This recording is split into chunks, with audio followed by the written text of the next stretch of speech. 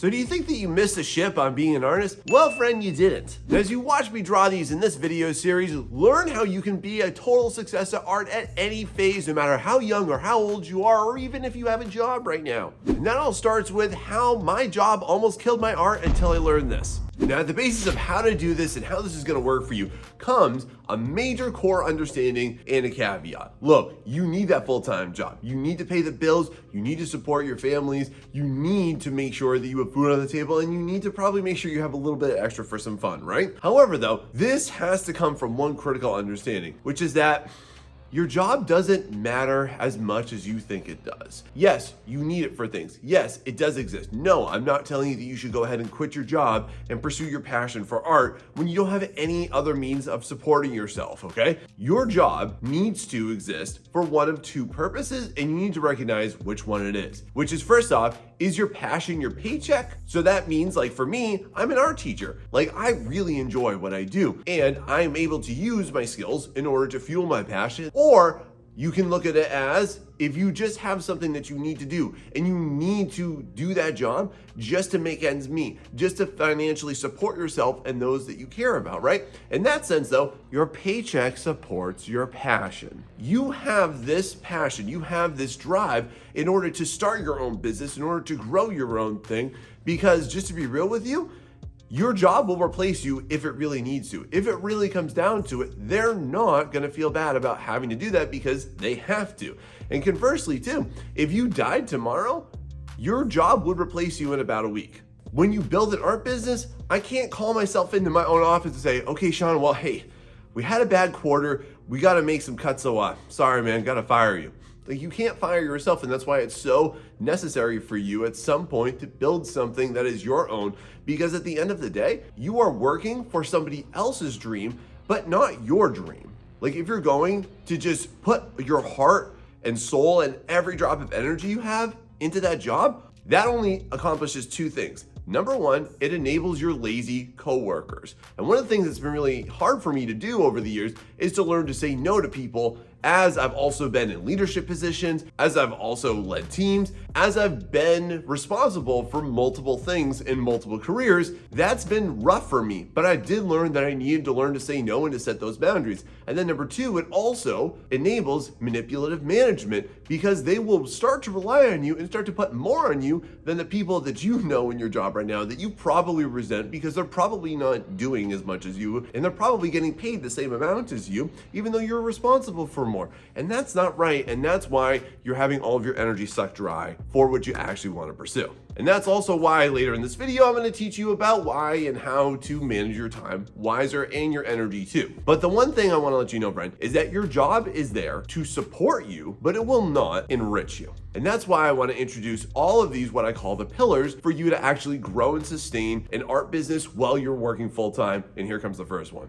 Now, in order to make this work, I kind of realized early on what we tend to do a lot, especially when we're busy, when we have families, when we have lives, when we have children, right?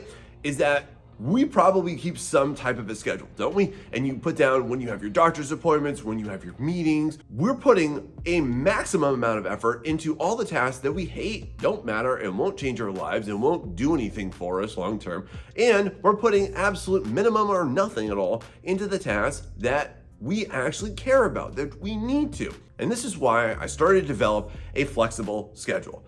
And when you're doing this, you don't need to do an insane amount of times every single day in order to make this work. But just think of it like this. You work your 9 to 5, and then you have somewhere in the area of 6 to 11 every single day, where that's for you. So one of the things I would recommend for you to do is to just go ahead, use any app, any program that you like, and literally make sure that you block your time for your art making, for your business, for your project, whatever that's going to be, whatever small steps you're going to take towards it. You have to block that time and keep it sacred. Remember that the majority of your day, I learned, is not really about me. It's not about what I want to do. It's just about what I have to do. And when you're stuck in this mode of doing things that you have to do, you feel resentful, and then you also eventually just start to feel numb to it. And then you just let your passions and your dreams go to the wind. And that's such a weird concept that we're taught and we're actually actually conditioned into, and I'll talk to you about that later on, why that happens. And that's not what you want, is it, friend? And in a minute, we're gonna talk about how do you best utilize this time,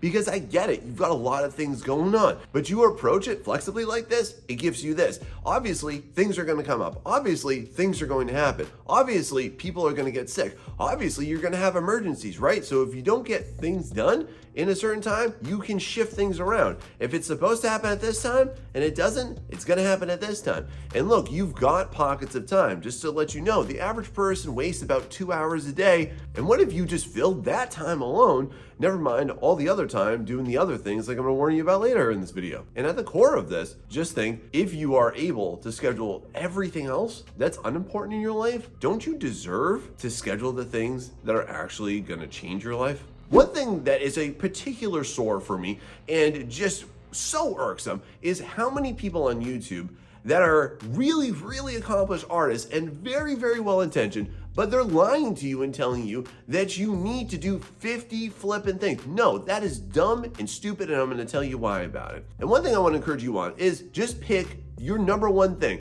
that you are most passionate about, that means the most to you, that you would like to eventually build a business on. And what is that? Maybe you want to freelance. Maybe you want to work with private clients. Maybe you want to work for studios. Maybe you want to start an Etsy shop. Maybe you want to start a comic and eventually monetize that. Whatever that art business is for you, friend, that is the one thing that you need to do, because amongst you also, being a parent and being a spouse and being a full-time employee and being an active member of your families, then you also need to accept the fact that it is best for you, in your best interest, to just make sure you're doing one thing. And you need to focus on that one thing until you get there. And the reason why a lot of artists burn out and feel dejected is that they try and do 8 different things. And that's because you've been told that you need to diversify your income and you need to collect all of these passive income streams. But honestly, that advice is total trash, because the only time at which place you can diversify is when you are in a place of comfort. And the only people telling you that are people that are in places of extreme comfort. But when I first started out, and what most people do, and when you look at any company that's ever scaled and grown extremely large, is that they focus on one thing first. So if you focus on that one thing, that freelance, that comic, that Etsy shop, that selling at conventions, whatever it's gonna be for you, friend, just wholly niche down, ultra niche down into that one thing.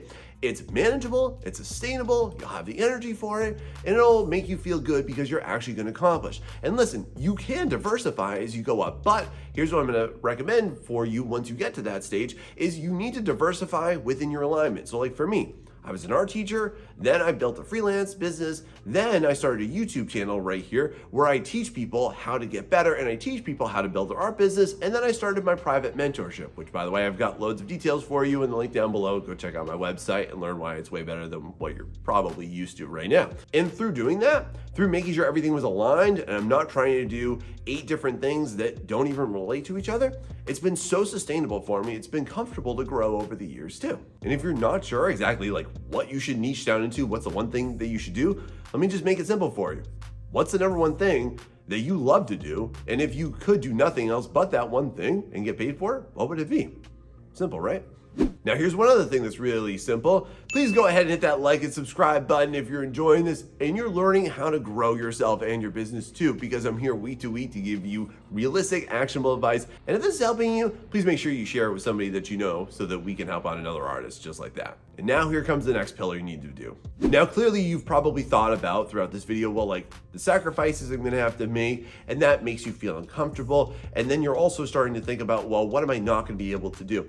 And that establishes a huge rock for you. And one of the things that I wrestled with, and I had to learn the hard way, and I think a lot of artists do, is that we don't understand that you doing something meaningful for you is a trade-off. And your success is going to be proportionate to the trade that you're willing to make for it. And a big issue that I see a lot is that so many artists are wanting to have their cake and eat it too. And they're like, okay, well, look, I want to go ahead and I want to be able to play loads of video games, and I want to have incredible, amazing artwork, and I want to have excessive amount of free time, and I also really want to make sure that I produce my comic, and I want to be able to sleep 10 hours a day. And what this produces is just this realization is that oftentimes we want success, but we want it on our own terms. And that's not really manageable. And you also want it within your current security zone. But success is a trade-off. It's a trade-off of your current comforts and your current securities for an even greater level of comfort and an even greater level of security and an even greater level of fulfillment and accomplishment. And so one of the major things that I learned is that I had to trade and cut the fluff. And one of the biggest fluff that I need to let you know that is sucking all of the time, energy, and potential away from you is your indulgence in media. And one of the things I inevitably came to, and it really will change your life, friend, is when you realize this. You have to pick a lane here. Do you want to be a media consumer or do you want to be a media producer? Because you will not succeed at doing both. You will succeed at doing one of those things in favor of the other things. And again, by you being a heavy media consumer, you're making somebody else's dream come true. They worked for it, they labored for it, they succeeded at the thing that you want to do. But by you overindulging into that, it's not doing anything for you in your life. And if you want to just be a raw consumer, okay, that's your choice, that's your life. But I bet you're watching this video because you actually do want to improve your life. And I have like loads of thoughts on this. I could make a whole video on it. If you want to hear all about the difference between being a consumer and a creator of media, let me know down below because I'm happy to make that one. But as you're approaching your art business and as you're growing it, you want to scale it, right? And especially when you're starting it, I just want to urge you to consider this because it's something that I came to the realization of too. Frivolity should take a backseat to your maturity because otherwise it's the cost of your dream. And a big part of that is discarding your past ideals, your past ideologies, your past comforts for opening the door to even greater possibilities. Wouldn't that sound better for you too? Now in building your art business and as your life evolves and changes, right? You're inevitably gonna go through these cycles of like, well, I can't make artwork here and this is my best time. And then you eventually start to develop this paradigm of like, I can only make art right now. Tell me down below, like, when is your time? Are you a morning dove? Are you a night owl? Well, regardless, it doesn't matter, friend. It really doesn't matter, okay? You are the one that sets the standard for that, and nobody can control that other than you and your own decisions. And a lot of artists that I meet are like, well, I'm a heavy night owl and there's no way that I can get up. And if I want to build a successful art business, then I'm going to have to do it at night because that's when people go to bed. That's what I do too. My family goes to sleep. I work on my art business. But one thing I've learned is that, first off, there's no such thing as a night owl. There's a lot of research that backs and proves that. And I really love the Alex Hormozi approach. Like, if you think you're a night owl, here's all you have to do. Go ahead, stay up crazy late like you normally would, then get up crazy early, and then you'll be too tired to go ahead and do anything at all. So just go to sleep. And all of a sudden, and not magically at all, you're not going to be a night owl anymore. And what this brings up is the fact that you can condition yourself for creativity. Wherever you have the opportunity to work on your art business, to grow it, to work on your artwork, you can condition yourself to do it. You just have to train yourself into it. You have to train yourself into a habit. You can train yourself into a conditioned routine too. And you have to make that effort is where it starts.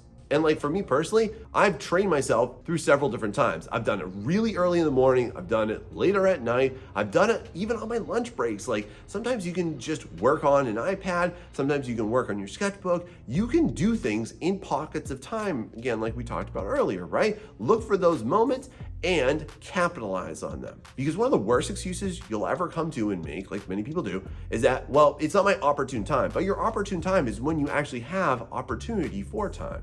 Now, what if I could tell you that you not pursuing your art business and not growing what you actually want to do is costing you tens of thousands of dollars? And here's how I can prove it. So what if, for example, every single time that you didn't make any progress, you got a bill for it? And just think of it like this. When you go to a doctor's visit, you get a bill. Or for example, where I live, all of the buses are equipped with cameras. And if you go by them while the stop sign's out, you will get a $1,000 ticket. And that's enough of a deterrent for me to know, yeah, I really don't want to blow it and I also don't want to kill someone's kid, right? And in the same vein of thought though, this doesn't happen. Like you don't see the downstream effect of you not investing into yourself and you not creating the life that you want and you not building and working through the project that you want because you live in the immediacy of right now. And that's a really great lulling temptress though. And the best way I can think about this is that if I never made the efforts that I did, I would not be in the current place that I currently am. I would not be able to give you advice and talk to you like this. I would not have the establishment that I currently do. And that really would have cost me tens of thousands of dollars. And you can also look at it like this. We tend to do a really great job at making 5-minute decisions about what we should do, how we should invest our time or not invest our time, and a really piss poor job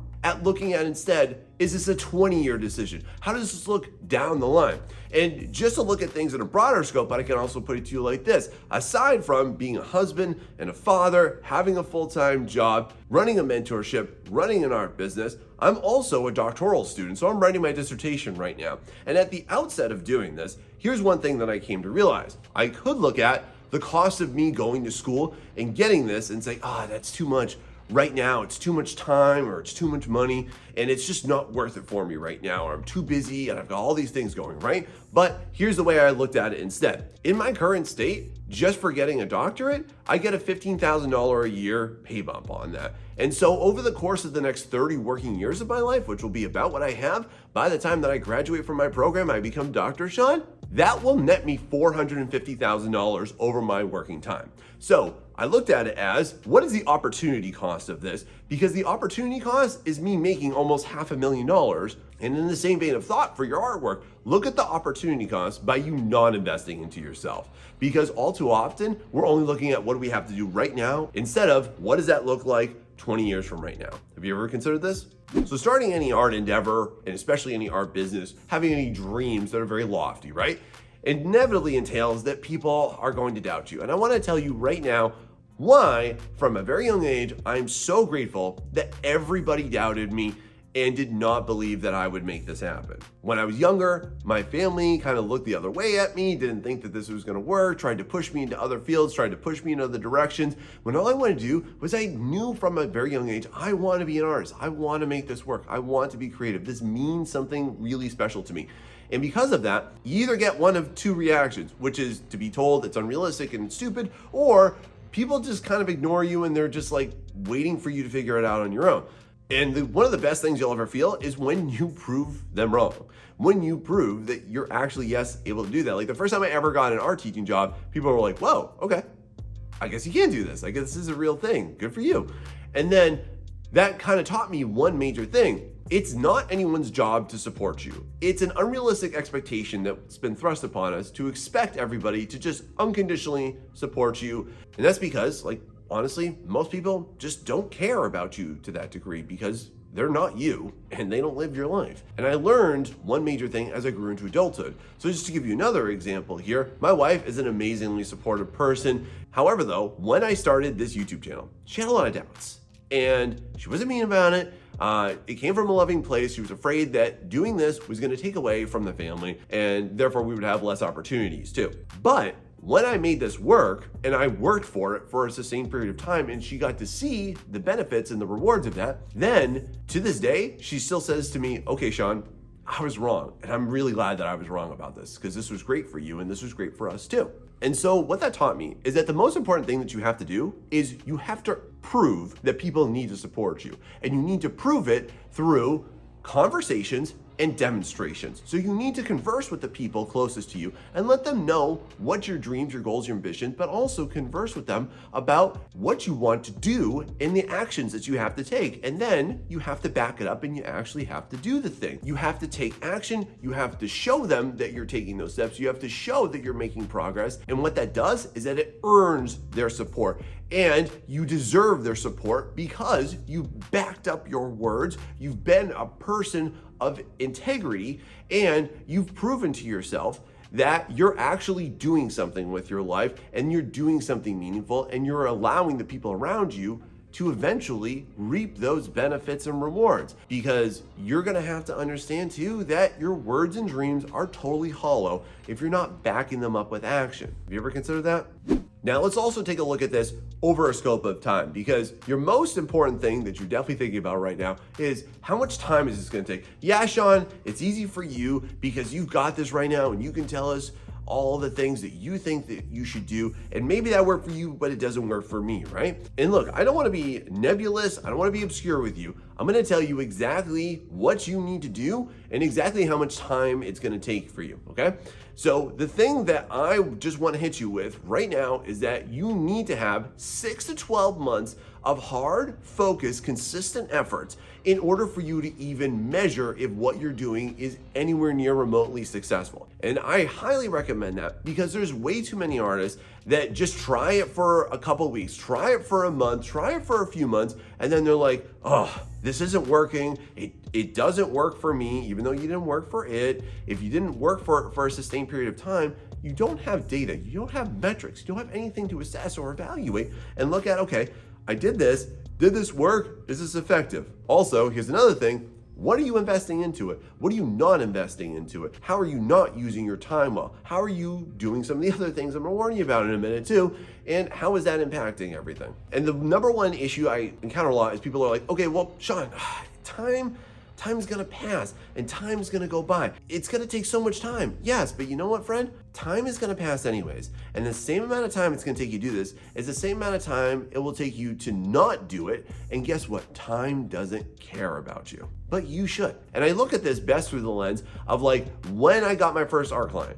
It took me 6 months just to get one, and then it took me a few more months to get my next one. And then over the course of like 5 to 8 years, I eventually built that up to a consistent amount of clients all the time. And then when I started my YouTube channel, I've been going at this for 4 years now, and it literally took me a good 1.5 years to really get my footing. And there are so many artists that will just dump out after making like 3 videos, or like they'll make 10 videos over a 3-year span and be like, oh, this sucks, it doesn't work for me. But you didn't work for it, man. So you can't really say that. Or when I started my art mentorship, I started with one. It took me a couple months to do that. And then it took me a couple months to get my next client. And then slowly I built some momentum, and we'll talk about that today too, why that's so important for you. It is so much more sustainable for you to build something slow. And because of the fact that you already have a full-time job, you have a means of supporting yourself, you have the time to do it. You have the emotional and financial, and you have the energetic resources to do it if you're approaching it like I'm suggesting for you. But it's gonna take some time, and it's your call how you want to approach this current time, or you can suffer through the rest of time. It's your choice. Now, on the topic of time, you're probably a little nervous about, well, how much time, or this is gonna take me so much time, or Sean, I don't have 8 hours a day to draw, like, whatever. I can't do that. I got things, I've got kids, I've got people to take care of, I'm a caretaker, I've got other things that I need to do with my life. I wanna live my life, right? Okay, guess what? I get that. The people that can do that can work like 6, 8, 12 hours a day, all right, awesome for them, but they're a rare few, and that's not the way that it should nor needs to be. One of the things that has been really successful for me is just understanding the fact that I really love making small efforts. I like small wins. I like doing small pockets of time to work on my art, to work on my business, to do the tasks, to do the things associated with it. And what that's taught me is that many rocks make a mountain. And there's way too many people that feel dejected from even starting, from even attempting to make the business that they want out of their artwork because of the fact that they feel like they have an insane time investment. But instead, I want to encourage you, use small pockets of time. So one of the things that worked really well for me is I've looked at, okay, where's there an hour that I can use? Where's there 30 minutes? Oh, I'm not doing anything that day? Great. I'll schedule in a little pocket of time there. Or sometimes I've even looked at, okay, look, I've got 30 minutes. Like, what can I do? What can I accomplish? If you look at it from just a micro scale here and you say, okay, look, if I do an hour 5 times a week, I've done 5 hours of work. If you look at that over an entire month, that's 20 hours of work. If you look at that over a year, that's 240 hours producing a way better art business than what you currently have right now. And that's the problem. Most of you are gonna feel terrible for what you don't do in a day, and you will overlook the fact of what you can't do in a year, and you'll overlook what you have not done in 10 years. So what I heavily encourage everybody to do all the time, it's been a real game changer, especially for the people that I work with in my mentorship, is that you should gauge your time and your time investment over the course of a week and not a day, because you'll feel terrible for what you don't do in a day, but you'll completely overlook what you haven't done or have done in a week. Because just to be honest, I don't work on my artwork every single day, but honestly, I invest 15 to 20 hours a week into my current practices, into my current business. So if you think about how many grains construct an entire beach, that could be the product of your effort. How's that sound instead? Now, as you're growing your business, you're doing a lot of things. Now I know what you're saying. You're like, oh, Sean, well, I don't have any energy. I'm getting really tired, right? You're investing energy into your home life. You're investing energy now into growing your art business, and it's going to take more energy from you. So listen, one of the best things, I want to let you know that way aside from any financial gains that you get from this, because your physical wealth is going to be the best benefit that you'll ever get in your life. And it's especially important for us as creatives to keep our physical health up, because we glorify really terrible habits and really terrible postures and really terrible physiques and really terrible toxic eating habits in order to sustain ourselves. At least we think we do. So one of the things I want to encourage you is that make sure that you get outside, make sure that you exercise, make sure that you eat, make sure you drink too. Like when you drink water, like here's a big thing. A lot of y'all don't drink water. Hang on, let me show you this. Y'all check it out. See this? This is a half gallon of water. I drink 3 to 4 of these every single day. Your body is mostly composed of water, and not having enough of this is why you're feeling lethargic, guarantee it. And then aside from that too, things that I've started to do, I make sure that I have a morning routine. And this doesn't have to be like a 3-hour workout every single day. Look, I do it again through small bursts. One of the things I do every single morning, I start off, I take a completely cold shower. Like there's no heat in that. I do that for a few minutes, then I crank up the heat and you feel wonderful. It's rough to try to start, but it's amazing and addictive. I've been doing this for about 2.5 years now. Love it. Another thing I do is I do about 5 to 10 minutes of just quick workouts, just quick floor exercises, push-ups and sit-ups and squats and all that. Things that don't take any weight, don't take any gym. You can do that too. Things you also want to think about. Do you take walks? Do you play with your kids? Do you go out and play some basketball? Like get into something that's going to give you physical health, because when you invest into your physical health, when you're in better physical health, when you're in better physique, you have more confidence, you have more energy, and that fuels your creativity, friend. And you can't ignore that while you're building your art business, because that's also going to make you crash and burn.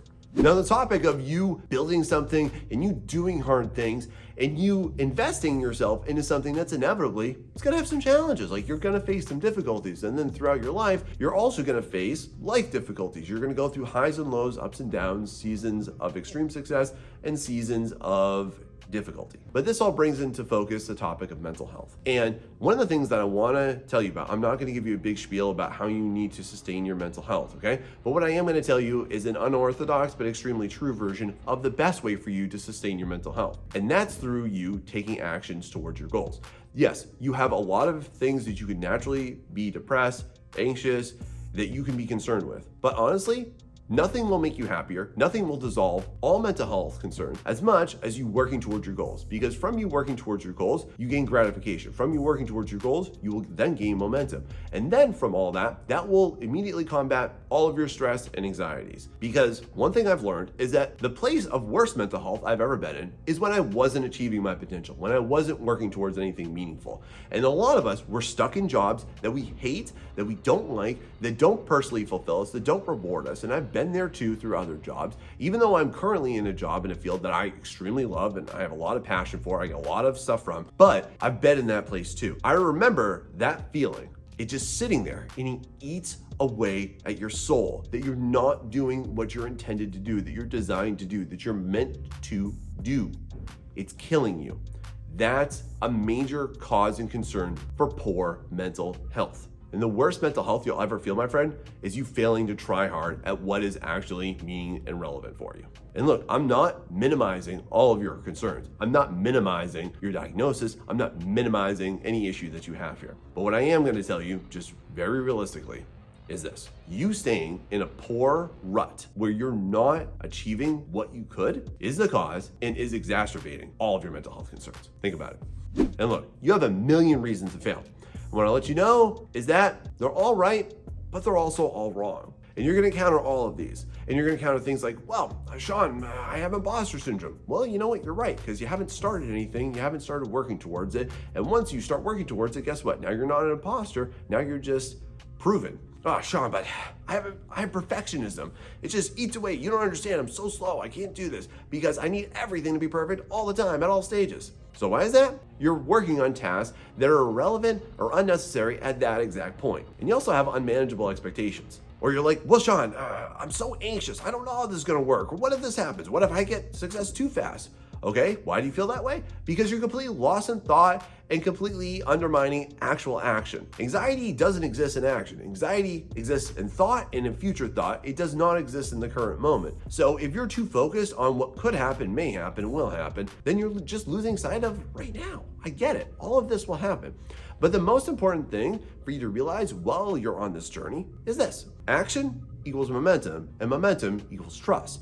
Every action that you take builds trust. It tells yourself, yes, I can do this. Yes, I am capable of it. And this builds this thing that we call confidence, right? And some people think, oh, confidence is just in some people. They're so confident, they're so lucky. No, friend, they've just taken enough action that establishes the fact that they should and could trust themselves enough. Have you ever considered that?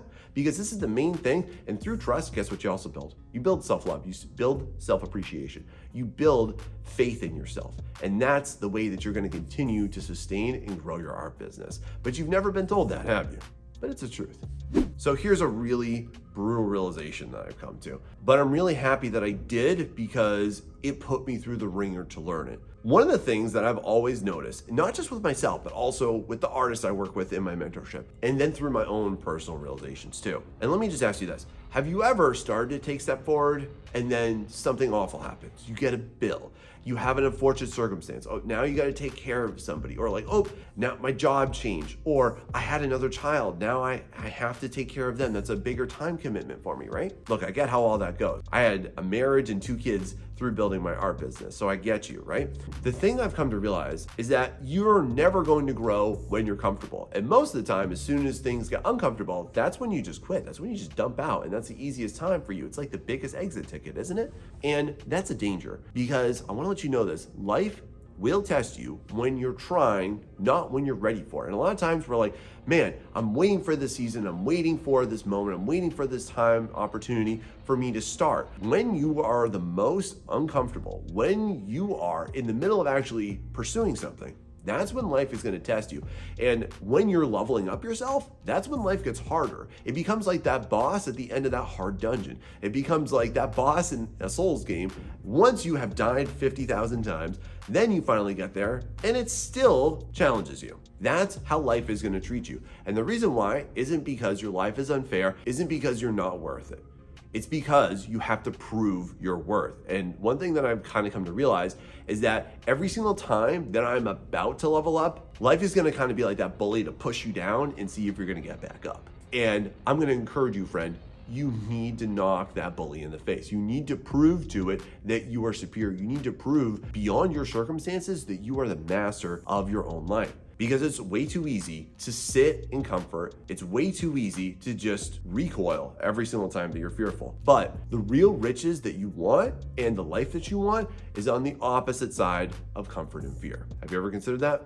And now, if you're an artist somewhere between the age of 18 to 30, you might be thinking it's too early or it's too late to start off your art career, and it's definitely not. So learn the best ways to do it now. Now, one of the best parts about being in your current age bracket right now is that you've got so much energy, you have so much life ahead of you, you have so much enthusiasm for what you do, and you're probably really hungry for it. And however, though, I want to let you know that for most artists, I tend to notice that a grim reality awaits you in about 10 years from right now. And the thing that really ignites me on this topic, and this is aside from the fact that I literally educate young artists for a profession, is basically this quote that I heard from Alex Hormozy that says that most people screw up their 20s and there's really no perfect way to live it. And what he goes on to explain is that you either are overlived and underworked, in which case you have lots of fun, you hang out with lots of people, you're doing all kinds of things, you're spending money and buying things, and you were just living in a happy dance moment there. But you also don't have anything to show for it come your 30s. Or you're overworked and underlived, in which case you are just grinding and hustling and you're doing all this stuff. So therefore, you have a lot of accomplishments in your 20s, then you don't have kind of the soft stuff to show for it. You don't have quite the connections. And what he says is that there's no perfect way to live your 20s. And I'm not suggesting that you go one extreme or the other. But what we want to do through this video is just let you know about some of the best investments of your time and some of the worst investments of your time so that you can come out in 10 years from right now feeling great, feeling accomplished, feeling fulfilled. Because I want you to take a look at your 20s as an investment period and not like most people who just think that you can just throw it away because you're supposed to, or that's what society thinks that you're supposed to do. But instead, take a look at yourself as an investor, where everything that you do for the next 10 years is literally going to pay massive dividends, just like if you were to invest into a stock and it were to take off. That's going to be you, friend. So think of it like this. Every decision that you are about to make is going to compound upon itself, and it's definitely going to all revolve around these topics starting right now. Now, I want to start by contrasting one of the worst advices that you've ever heard, and I still hear people talking about this today, and I fell victim to this too. Look, when I first got my very first digital tablet, okay, I was so enthusiastic and so ready to go and create art just like the artists that I loved. And listen, I used to love me some like Yume, I used to love like Ross Tran, I used to love me definitely some like persona styled artwork. And so I really love that semi-realism anime look. And I was like, man, I want to just hammer into that because I love that. I like consuming it. And that was a big mistake, because what I learned through that is that a lot of artists, they assume because they like something and that it's popular that you should continue to go through that. And you'll see this advertised in many different ways. You should do this type of artwork, this type of style. You should do this genre. Oh, avoid that genre. This is easy money. This is not easy money, so on and so forth. And what I want to advise you on is this, is to stop listening altogether to anything that you think is going to be popular, that you think is going to be the easy route. Because one of the things that I learned after like a year of doing that, I was just like, man, I can kind of do this, but just to be honest, like this isn't me. This isn't my style of art. This isn't my type of production. And whenever I looked at that, I was like, this is cool, but obviously I'm not them. And that's the problem. They're not trying to be anybody else. They're trying to be themselves. So for you, friend, you need to stop investing into what you think is popular or the easy road. You need to just invest into the things that you love. What are your passions? What are your interests? If somebody tells you, hey, no, you can't make it in that, you're wrong. There are literally people making it in every single sector of art. The issue is that you're just not yet, and that's okay. There's nothing wrong with that. But you jumping on board of a train that's totally filled, like wall to wall with people inside of it, and then you thinking that somehow you're gonna succeed with that just because everybody else is, it's a pretty flawed logic that I see promoted all the time. And what I also wanna bring up in this topic of conversation is don't focus on how you're gonna make money from it first. Focus on your passions, invest into that, because the more passion that you exemplify in it, the more people are gonna be drawn to it. If you can shine brilliantly, people are gonna wanna be around you and come and see what you're all about, and that's what they're gonna be interested in. But it has to start with you. They wanna be interested in you, not your artwork that's just like 10,000 other versions of what you thought that you would like to be. How's that sound?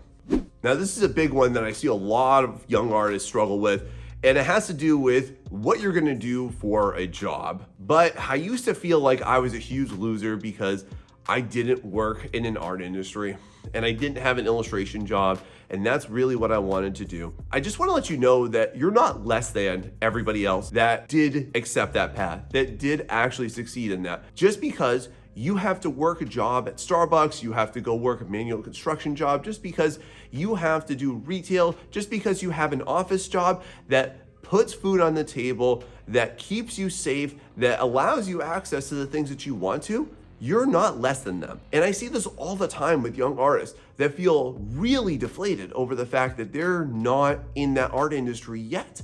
And what I want to let you know, friend, is that there's nothing to feel guilty about, okay? And I actually think that it's a necessary skill set as well. And I want to also speak to the people that are unemployed and want to get into that, but they feel like it's worthless for them to put their time and energy and effort into a job that has nothing to do with art. I want to let you know that regardless of what you're doing for a job, that's not why you were put on earth. You were put on earth, obviously, to be a creator, right?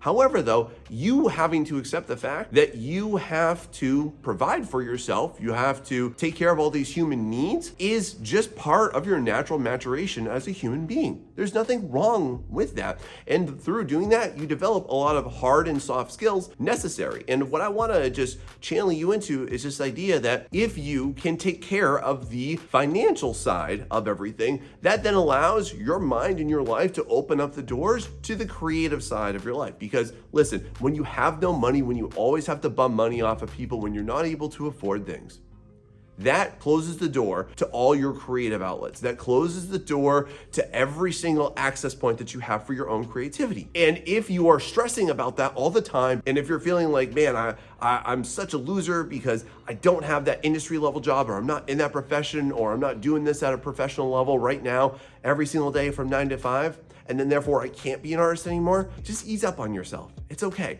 Plenty of people do it, and there's nothing wrong with that. It's a completely noble part of your journey. But listen, if you can get through that, you can start to think, what is my 2-year goal? What is my 3-year goal? What is my 5-year goal? What's my 10-year goal to get out of this and into that? Because if you start to transition it slowly and over time and develop a plan for it, you'll get there. How's that? Now, this next piece of advice, it really heavily opposes everything that you've ever heard of and told. Because on the topic of you making money from your art, you're definitely percolating, you're thinking about some things that you want to do and ways you want to create some income streams, right? And what's the big buzzword nowadays? Everybody's all about that. Passive income. If you heard about this, you can just make money in your sleep, and you can just go about your normal day, live your own life, and you're just raking in stacks of cash, right? Well, the thing that's really hard for a lot of people to understand, though, is that that is the worst focus for you starting off. Like, you being at this point in your life, you don't need to be worried about passive income. You need to be worried about active income. And just to specify the both, when you're in passive income mode, yes, that means that you have a course or a product or something that you're selling that you are not present for, and then you're collecting money. But at this point in your life, you're too young for that. And I'm gonna explain why. Because you need to be focused on what you're actively doing to actually collect. And just to prove this to you, I'm gonna give you some examples. Like, I used to do this too. I said at one point in my 20s, like, hey, you know what? I think I'm gonna start a Patreon. I see all these other artists starting Patreons. I should do that too. All right. And then I started Patreon and nobody bought. And then I see a lot of artists that will also say, hey, you know what? I should start a YouTube channel, because what if I blow up? And what if I make all this money? And there's so much ad revenue, and there's so much I can make from sponsorships, right? Okay, that's a terrible idea. And I'm going to tell you that that's exactly why you're going to fail at that. Or what if you're like, I'll just make a course? That'd be great. Yeah, I see all these artists making courses. Okay. But then that's also why you're not gonna make it, and here's why. Because the first thing that you need to conquer is this. What value do you have to offer people? People aren't just gonna buy from you because you put your hand out and say, pretty please, all right? You need to offer them some form of value. If you have a Patreon, what are you putting out there, and to whom, and what are you offering for them? And just to be honest, like, you shouldn't have a Patreon unless you have like 50,000 followers on any particular platform, or combining them all too. Or if you're gonna start a YouTube channel on your art, that's awesome. Like, I did that too, but I also approached this with the fair expectation that I don't care if I make money on this. I literally started this YouTube channel thinking to myself, I have zero expectations for what I'm gonna get out of it for the first 5 years of it. And because of that, then I've been able to grow to what I have. And yes, I do have a monetized channel. But if you're solely focused on that passive income life, you're really missing out on the key, most important point, which is we need to focus on what value are we gonna bring? Why should people care? And why should people support you if you're not supporting them? Have you ever considered that? Now, around this time in your life, you're probably starting to think about what does and doesn't matter, and why some people are taking off, and why some people like you, maybe you're not. And you're probably gonna cycle back to this idea of, maybe I'm just not talented. Maybe they're so much more talented than me. Or, you know what? I thought I was talented, but I guess they're just more talented.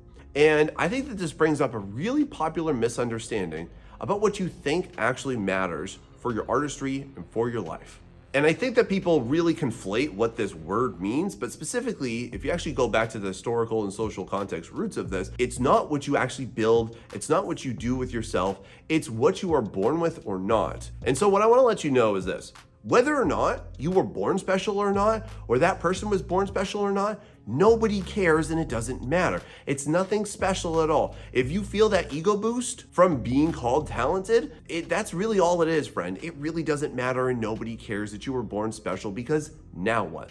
First and foremost, there's absolutely no proof of the existence of actual talent. You can't measure it. It's not present in the human genome. And then of course you're gonna think about popular examples. You're gonna be like, oh my God, well, there's this absolutely brilliant young pianist at like 3 years old. Or you're gonna, of course, think about things like Mozart, or you're gonna think about Picasso, or you're gonna think about maybe Tiger Woods, right? Well, let me just debunk all those right now, okay? First off, you'll always see that those exceptionally gifted children from a very young age, they had extremely supportive parents. They weren't born special, but they just had a special interest that was heavily fostered. And they took a lot of steps and invested a lot of time into doing that. If you look at Mozart, people glorify him for being a child prodigy, but also his father was a majorly accomplished musician that put him on the piano since he was 6 months old. And it's also not that exceptional when you think about it. Anybody could do that. And then when you think about like people like Tiger Woods, again, his father was a pro golfer. Picasso's father was also a very accomplished artist that ran an art school. And so therefore he had time, access, and encouragement to go and do this. It's nothing special. These are very ordinary things that people just had ordinary access to that some people don't. That does not mean that you can't. Listen, as somebody who's been literally educating artists for the last 15 years, and I've educated thousands of people, I can tell you this. I've seen people come into my courses with absolutely very little promise. And then I've also seen them ascend to levels that absolutely blew my mind. Like they grew and blew past everybody. So if you're gonna talk about talent like it matters, I'm just gonna tell you it doesn't, because on the flip side of that, I've also seen talented artists completely burn and fizzle out. If you weren't aware of this, by the way, about 70% of artists stop making artwork within 5 to 10 years of either entering a job or exiting art school. So the people that you view as the top of the pyramid right now, check in with them in 5 to 10 years. Most likely they're not gonna keep doing it. But as long as you do, you will. Just the fact that nobody cares about it, nobody cares if you're born special. But it does exist for one singular reason. It's a great reason for you to give up art making and just accept it. Now, as you're gonna be growing and you're gonna be investing into yourself during this time, and you're gonna be growing with your skills, one of the best things that I would say I would avoid, and this is what I used to avoid too, I used to only stick around artists that were just like me, around my skill level, around my interest level. And I kind of learned that that was a huge mistake. And I get it, because you being around somebody that's much better than you, it can make you feel less than, it can make you feel inferior, it makes you feel insecure, it makes you doubt yourself, it makes you doubt your path, it makes you doubt how you are or are not investing your time. But listen, friend, I want to encourage you. One of the best things you can do is surround yourself with better artists. By doing that, man, you are going to be able to come to ideas and come to processes and have access to knowledge that most people will not ever do it. And why? It's because they don't want to hold themselves accountable. They don't want to be feeling insecure about themselves. And if you feel that way around better people, listen, that's okay. So many times have I had my artwork just completely shredded. And my strategy has just been like, okay, I'm just gonna ruminate on that for a day or two, and then I'm just going to disassociate myself from it and say, okay, this is what I have to do. This is what I could do better. And if you have that natural reaction to it, it's all right, my friend, okay? But learning how to not take your artwork personally, like it is literally a personal connection or attachment to you, is one of the best, most important things you could ever do as an artist. And now you might be thinking to yourself, like, where do I go? Listen, friend, you've never had a better environment in the world to actually invest into that. Like, just for example, there's loads of Facebook groups, there's loads of subreddits, there's loads of other social media sites that you can go to. There's especially like Discord. Discord is a great place for it. And hey, look, if you want a free, awesome server, you've got mine down below in the comments. Go ahead, join up with that. It's a great, awesome place. You meet lots of fun people just like yourself there. You got loads of YouTube channels, great places where you can stay and interact with people. And hey, by the way, if you're liking this video and you're liking this content, make sure that you hit that like and subscribe so that I can continue to help artists just like you. And this is helping you. Please share it out with somebody that you know and love so that it can help them too. And through whatever means you want to have access to a higher level artist than yourself, it's gonna be the best investment that you make. Even though it might have an initial drawback, you'll thank yourself for it. Now, when you watch videos about how to make it with art and how to actually become a professional artist, I really need to dispel the worst, most popularly recommended misdirection that you've been told. And tell me about this. Every single time that you watch most videos about how to succeed with art, doesn't it always start like within the first few minutes, someone's gonna be telling you that you have to have this huge, massive social media presence? Have you heard this too? Have you heard people say, well, if you wanna sell to clients, you have to be on social media. Oh, if you want to be a professional illustrator, you have to have a huge following. You gotta get people's eyes and ears on you, right? Well, listen, friend, I just wanna be that voice of wisdom to tell you right now. I used to do this and it used to drive me absolutely insane, because it's terrible advice. There are more artists failing at doing that than there are succeeding at it, which tells you right there that it's not a viable option and it's actually a complete waste of your time. And I'm gonna tell you why, because when you're slaving over social media, all you're doing is you're slaving to please an algorithm, not people, not your clients, not to attract the people that you want. Is that you want to feel good about yourself and you want to feel validated because you want a whole army of lurkers hitting an imaginary like button for yourself, and it's not going to help you, okay? So what you instead want to do is not be so focused on content. You want to be focused on creation. And the more that you are obsessed with content creation, the less you are a creator. And that needs to be very carefully delineated, because especially if you're in a younger demographic like I'm talking to here right now, you're going to be pushed towards this. And that's not because it actually helps you. That's actually just propaganda marketing, honestly, from social media companies, thinking that you're less than if you're not a part of the cool kids group on it. But listen, friend, I've been able to go ahead and do this without a social media following. Like, go ahead, check out my socials. Like, I have nobody, I have nothing. I have like less than 1,000 people following me on every single platform except for this one. But don't worry about that. You need to be solely focused on just doing the things you're doing and investing into your passions, investing into your projects and other things like I'm telling you about as we continue to go through this. But the major flaw in this is that it's going to take you away from being the artist that you want to be, and instead it's pushing you towards pleasing algorithms. Is that really what you want? Because I'm going to tell you from experience, it's not helping you and you don't need it. Have you ever heard this before? Because I really wish more artists did. Now with this next topic, do me a favor here, please don't turn my comment section into a wine fest. And if you want a whole separate video on this, like, please let me know about it. But I'm one of those people that I went to art school and I actually got out of it exactly what I needed to. And one of the worst things that I hear people say is either to go or not to go, and treating it like it's a right or wrong decision, because it's not. And on that topic, I want to let you know this. The only time the art school is a bad idea is if you are approaching it directionless, is if you don't know why you're there and what you're going to do there. Because I see all too many artists having this more, I would say, antiquated philosophy that it's like a repository for knowledge. Like, just for example, if you want to be a painter, don't go to art school just to learn about how to paint. If you want to get better at drawing, don't go to art school just to learn how to draw better. There are so many alternatives for that nowadays. You don't need to do that. The only time that is best for you to go to art school is if you know that that is necessary as a step for you to go into a job. And just to combat a lot of, like, I'd say a lot of negative people online about this topic, there's plenty of reasons that you would have to go to art school. There's plenty of careers that do exist. Like for me, I'm an art teacher. If you don't go to a school and get a degree in this, nobody's gonna hire you, or there's a significantly smaller chance of being hired, because I've literally sat on those panels where we go, oh, they didn't go to school for it? Nope. There are so many people that go to school directionless for art, and I'm not shaming you if you did that, because I know plenty of people that did, okay? I'm just letting you know though, if you're thinking about doing it, then that's not the best path for you. Also though, I want to combat what you've also heard, I think, in a lot of whining videos about this, which is that it's honestly really good for a lot of people and it's not for other people. And here's the divide. If you are a very self-motivated person and you don't struggle with that whatsoever, it's great for you, okay?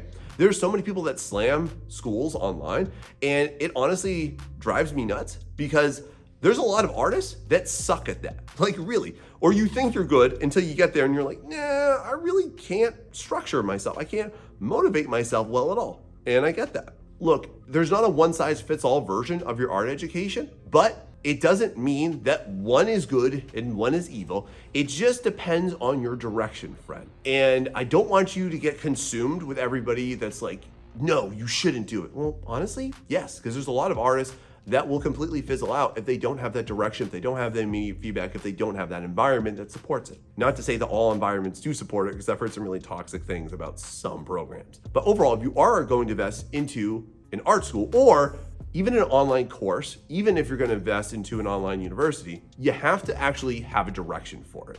Because I don't know if you know this, but most people don't finish 50% or more of any course that they buy. And that's as worthless to your time and your money, isn't it?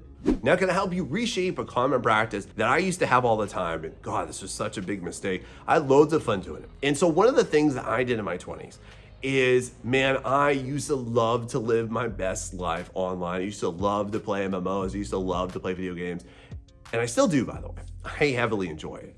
But the problem with that is that I invested so much time. And listen, if I actually took a look at how many hundreds of hours I spent on that, I kind of feel bad about it now. What it is doing though, is it's sort of robbing you of your potential. Because if you think about it, right? Like if you spent, let's say 150 hours on Fallout, what if you put half of that back into your artwork? You would have a lot more pieces. You would feel a lot better about it. And if I think about how that would compound itself over every game that I played, not to say that you should cut it out. No, like have fun, enjoy yourself, right? I'm gonna just advise you on how to do this better. Then you will be in a much better place. Because I just remember when I was younger, I used to always have this idea in my head that it's okay, I'll have plenty of time when I'm older, I'll be able to buckle down more. And that is such a poor mindset. So if you want to know how you can rechannel this into reshaping your future, here's what I would recommend, friend, is that you would go ahead and structure yourself so that you are not putting in more than 30 to 50% of the time that you're making art into your gaming life. So let's just put it to you like this. If you say, okay, well, I want to spend 10 hours a week on art making, then I don't allow myself to game for more than 3 to 4 hours a week. And by doing that, here's the thing. This shifts you from being a consumer of media to a creator of media. Because listen, there's a whole team and there are groups of people or single creators that are making the best things that you love, right? But you're not accomplishing your dreams by consuming theirs.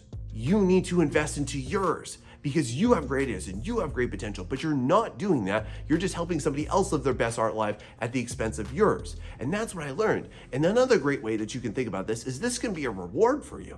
Like if you sat down, you put out some extra hours, boom, I can give myself some extra time. I give myself a few more hours that week. I finished off that art piece. That could be a great motivator for you to help you sustain yourself, couldn't it?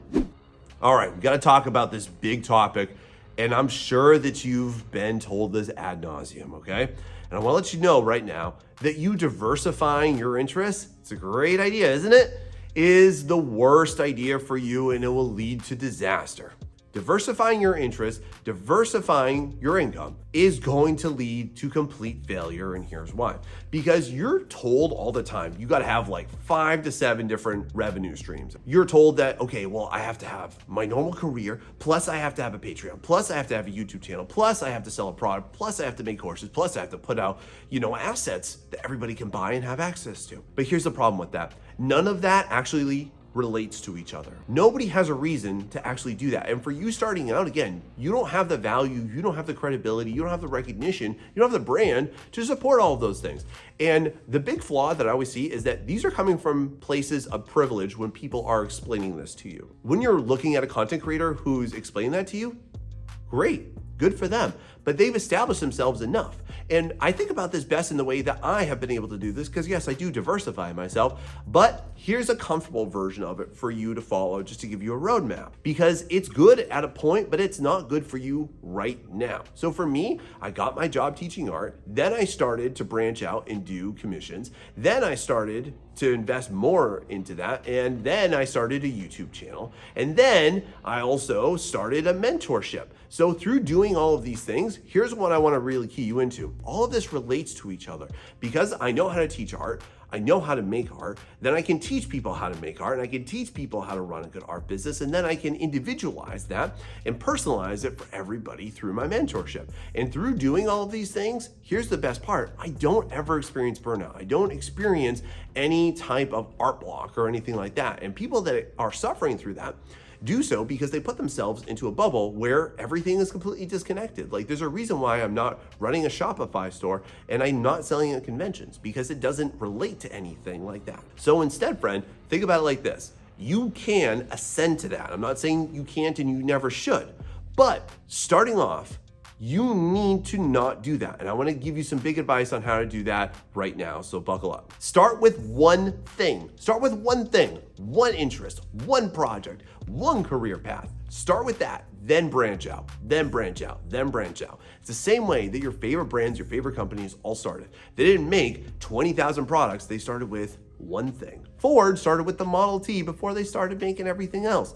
And it's the same way for you, friend. Can you do that? Because it'll be a real game changer in your life. Now, as you're thinking about what you want to do and you're maybe consulting with other people, you're reading online, you're watching more YouTube videos, you're just trying to collect your bearings, trying to get all your information going, right? You're gonna definitely do one of the things that I used to do, all right? So I used to plan and investigate, and then I would think, and then I would organize, and I would itemize, and I would do all this work. But here's the thing, that's not work, friend, okay? Because honestly, planning is not action. Action is not brainstorming, it's not thinking, it's not considering, it's not researching, it's not itemizing what you have to do, it's not making a to-do list. All of those represent the facade of actual work. You need to invest into actual action. So many times are there so many artists, and not just artists, but just people, they have great ideas. And one of the things that I've often found, like if you want a really great business idea, ask someone who's broke, because they have tons of them, okay? If you want to know how to make it as a really successful artist, you either talk to somebody who is actually living the life that you want to, or of course you can talk to the person who gave up on it, and the person who gave up has loads of ideas that they've never acted upon. So then therefore, the only thing that matters between those two different results is the action that they take. So my friend, I just want to let you know this. There's no wrong action to take. The only wrong action that you can take right now is not taking action. It's not doing anything. You cooking up that great idea doesn't matter. You having a great idea for a comic that you know is gonna blow everybody's mind, it doesn't matter. You having a great set of concept art that you know is gonna produce the best game ever, it doesn't matter unless you actually sit down and you do it. The labor matters more, and people do not appreciate your ideas, friend. They appreciate your labor for the ideas. And that is something that's not too heavily promoted, but is the honest truth that I wanna just spread to you right now, because if you have wonderful ideas, that's awesome. And you've got wonderful ideas, no doubt, friend. I know you're gonna do it, I know you're gonna make it, but unless you're actually doing something towards it, nobody knows and nobody will ever care, because nobody's ever gonna see it. Nobody's ever gonna see the product. No one's ever gonna see your process. No one's gonna have a reason again to want to invest back into you, because if you invest into your project, you are going to have more return on it. Because overall, action is action, and a lack of action is also a lack of achievement. Have you ever considered that?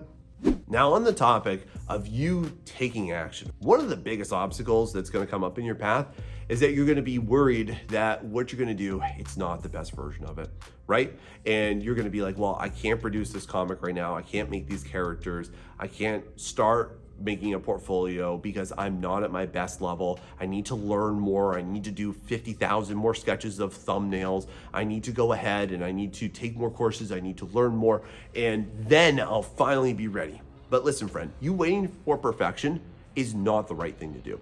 You waiting for the perfect moment in life, by the time you get to that perfect moment, just to be honest, you will have waited too long. I see this a lot with people that are starting art YouTube channels. They're like, Sean, I want to make this video, but it's got to be perfect. And they'll re-record and reconsider it, or not record anything at all until that script is perfect and it's line by line perfect. But listen, friend, if you wait that long, first and foremost, it's not going to be perfect. Second off, you've waited too long for it. And if you wait for perfection, it's just a waste of your time. It's not gonna get you there any faster. So what I wanna encourage you is just take action. Just start. You are okay the way that you are. If you look at my original content, like my first videos on this channel, god awful. If you look at me now, much better. Am I perfect?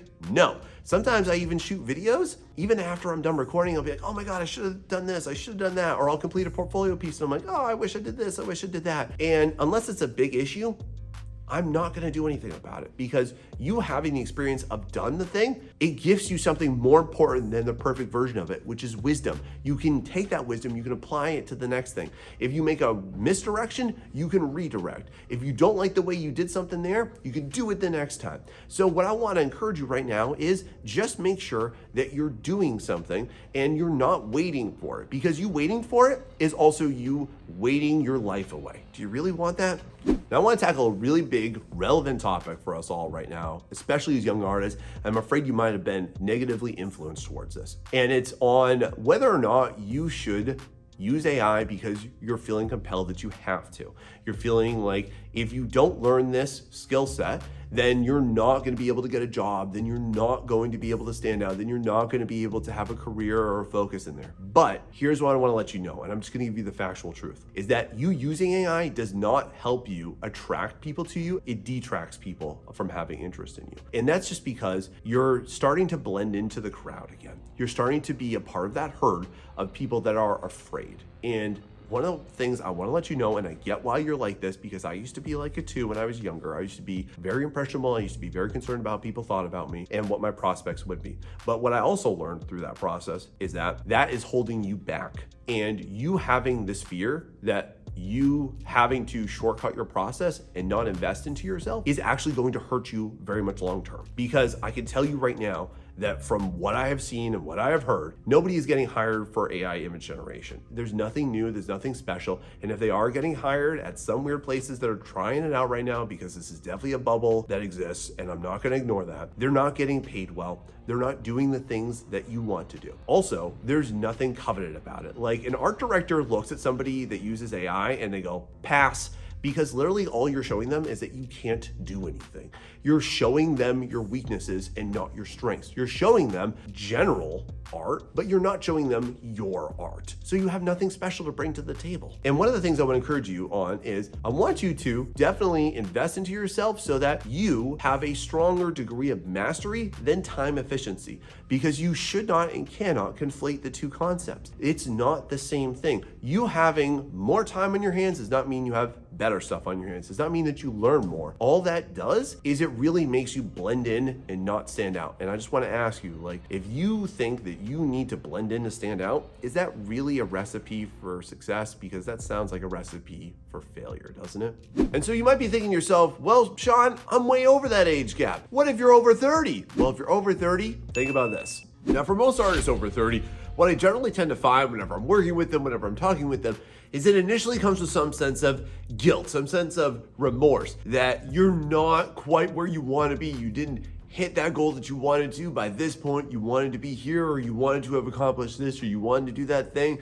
Does this sound like you? Because a lot of times whenever I work with artists, I tend to notice that when they're over the cusp of 30 years old, then they generally don't feel very good about what they've done with their life or what they haven't done with their life either.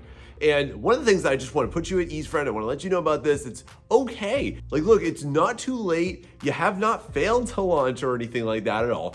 It's just that right now you actually might be in the best season of your life to actually attack it. For some people that's older, and for some people that's going to be younger. And I think one of the things that really ignites me on this topic and really was the trigger for me to make this is that today's my birthday. I don't know how old you think I look, but I'm 39 years old today. And I don't really think about that number too much, but I've been freelancing for over a decade. And that's why I kind of have, I think, some insight into what you might be feeling right now. If you're just entering your 30s, if you're closing in on your 30s, if you're way over your 30s too. Because look, I started a lot of my business when I was in my late 20s and early 30s. And I think that we feel a ton of pressure to just be outstanding at our youngest ages. For you, you might be feeling bad that, you haven't made that shop, you haven't started that business, you're not in that industry right now. But my friend, I just want to let you know this.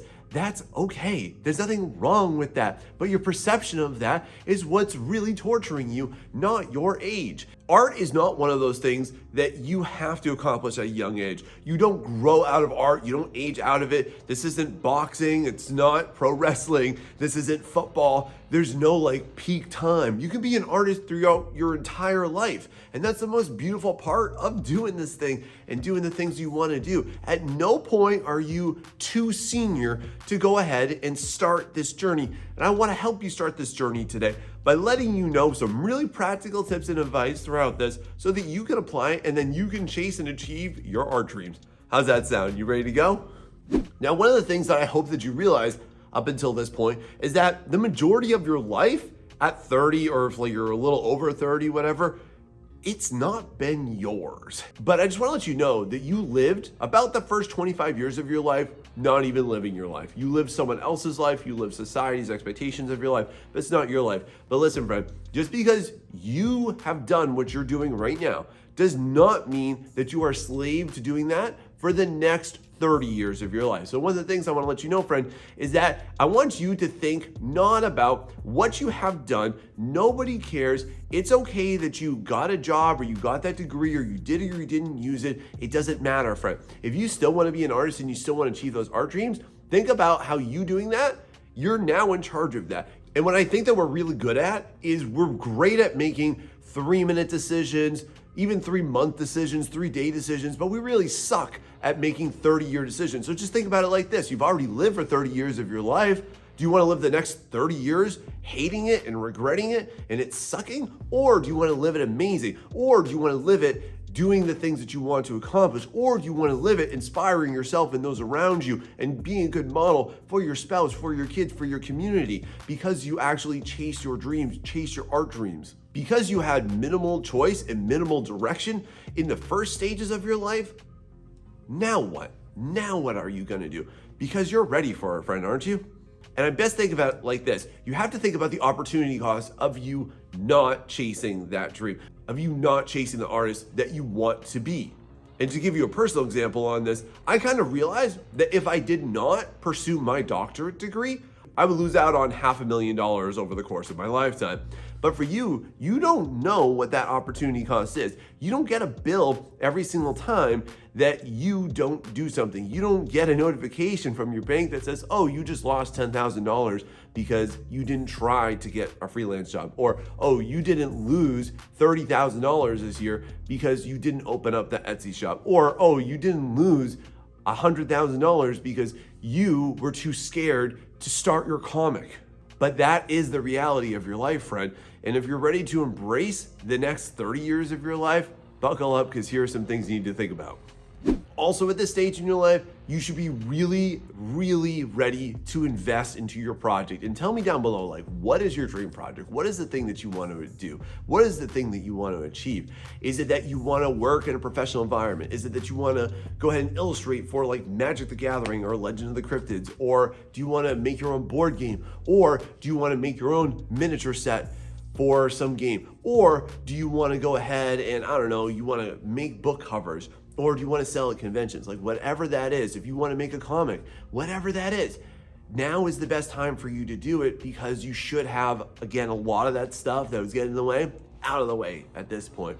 And I just can think about, like, as you're watching me make this speed paint right now, this is actually an artwork for a series of book covers that I've been very blessed with the opportunity to work with an author on. It's going to be a 7-part series. And you can go ahead if you want to check it out and you want to, support that person. Again, it doesn't support me, but I've got a link down below for you to check out the book. It's really cool. And if you want a little piece of me right there for a few bucks, like, you can go ahead and do that. That was really a big dream for me, to be able to have my physical product out there. And I recently achieved that in the last couple of years, and it was really cool. And I know that you would love to see your comic on a shelf, or your comic published, or you would love to see your booth set up at a convention, or your merchandise selling, or you would love to have your art YouTube channel just talked about and shared, right? You need to invest into that right now. There's no better time to do it. The world needs creators just like you, friend, and nobody else is gonna do it. Or just think about this, if you don't do it, somebody else that's not as good as you, not as smart as you, not as capable as you, and not as cool as you is gonna fill that void anyways. And then you're gonna be staring at them going, this person isn't even that good. Why do they get all of it and I don't? Because they took this step, and now I want to encourage you, do it too. And look, no matter what season you're in your life too, this is a really important piece of advice that I want to let you know. You should definitely hit that like and subscribe button, because I'm here to give you real actionable advice that you can do to improve your art, improve your life every single day. And if this helped you, please make sure that you share this with non-artists that you know, because I want to get the message out there. And along with that too, make sure that you pay attention to this. Now, this next tip, it comes from probably one of my biggest regrets, but also my biggest joys. So one of the things that I realized that I used to do a ton when I was in my teens, way too much, and then especially when I was in my early 20s, is I used to game for insane periods of time. Nowadays though, you should have hopefully the clarity, or if not, please let me gift you the clarity of realizing this. If you instead spent more of that time, more of those hundreds of hours that you spent on World of Warcraft or whatever you're playing, or whatever seasons that you binged and watched and they didn't really do anything for you, what if you just invested that back into your art? And one of the things that I think has been really game-changing for me is how I shaped how I consume media and how I reject it at the same time. So nowadays, here's my personal tactic, and please feel free to use it or adapt it for yourself, okay? I find it completely unacceptable for me to play any type of game unless it is a minor fraction of the percentage of time I'm investing into my artwork and into my business. And if you're not clear on that, don't worry, I got you on that today too. But overall with that, here's kind of a basic outline for it. So for me, whatever amount of time that I'm working on my artwork, let's say that I work for 10 hours on my artwork and on my business that week. I will not allow myself more than 30% of that time to invest back into it. And I will not ever allow myself to exceed 50% within a given week. The other way I would think about it is use that as your reward system. Like, so many times do we see like a new game drops and we're really excited for it, or it's a sequel, or it's, oh God, it's a remake of that, right? That's really exciting. That's awesome. Like, I want you to live your life. I'm not gonna tell you to say no to it. That's ridiculous. It's fun. It's part of what inspires you to be an artist, I bet too, right? That's been it for me. But you have to keep that in check, because otherwise I just wanna urge you to consider this. You are going down the opposite path. You're either going to need to pick a lane of being a consumer or a creator. And I have an entire video coming out on this very soon on this topic. It's very heavy, but you need to pick that lane, because literally think about this. If you're watching somebody's show excessively, if you're binging lots of content, if you are binging lots of gaming, you are not enjoying your life. You're helping somebody else enjoy their best life. You're helping another creator or a set of creators just like yourself who actually did the opposite thing that you did. And I'm not saying this to make you feel bad, but just to kind of wake you up, because I wish somebody had said this to me earlier in my life, and it really would have been game-changing for me. But nowadays, it really doesn't bother me. Nowadays, the more that you wean yourself off, you realize that it's just an addiction. Nowadays, I mean, I recently just went like 4.5 months not even picking up my PlayStation controller. And I know you can do it too. And there's many different forms of media that you should and need to reject, because you're either gonna spend your life really dedicated and obsessed with the things that you really want to do and will actually produce a better life for you, or you can be obsessed with things that are helping somebody else accomplish their dreams at the expense of yours. Have you ever considered that? Now, another obstacle that you're definitely gonna think about is the time it's gonna take. Oh, well, Sean, it's gonna take me so much time. Do you know how much time it's gonna take for me to start that business? Do you know how old I am? I've got responsibilities and I've gotta do all these things. But Sean, I've gotta make sure that I take the time to do this and that at the same time. And by the time that I do this, it's gonna be over. And my friend, I just wanna urge you again to consider this. You saying that, is that a 5-minute decision or a 5-year decision, or is that a 30-year decision? Because here's the reality, friend. Time's gonna go by and it doesn't give a crap about you. It doesn't care what you do. The world will continue to spin if you do or you don't. The world will continue to exist and society will continue to go forward, and there will be extreme strife and conflict in the world, and there's gonna be a lot of joy in the world too. And it doesn't care about you. But the only person that should care about you and whether or not you're succeeding at the level that you want to and doing the things that you want to, and even if you're just crawling towards the things that you want to, is you. Because the most gratifying experience is going to be when you invest into yourself and when you take the time to develop it. And if it develops slow, that's okay. Listen, friend, it's taken me 4 years at this point. I can't believe I've been on YouTube for this long. 4 years to build this channel to what it is. It took me 2 years to build my mentorship to currently what it is. It's also taken me 10 years to build my freelance business to what it is. And I didn't do that all at once, and that's okay with me. And if you're wondering too, like, well, how much time should I invest into this? Because you're gonna say things like, well, Sean, I'm so busy, I do all this, I do all that. And just to help you consider this, is I would take a look at not what you can do in a day, because you'll feel bad about what you can do with a day, but instead look at it in terms of a week. So just to put this into perspective here, if you were to budget even just 5 to 10 hours a week, let's say 10, you can do 10, it's not that hard. The people in your life, they'll go to sleep. You can wake up earlier. You can do these things because you don't need to sleep 9.5 hours a day like a baby anymore if you're in your 30s. And you can use that instead to work towards your dreams. So just to put this into perspective for you, you work a 9 to 5 day job, but what are you doing from 5 to 11? Because those are your hours for yourself. You spent the first 9 hours of your day building somebody else's dream. Now it's time to build yours.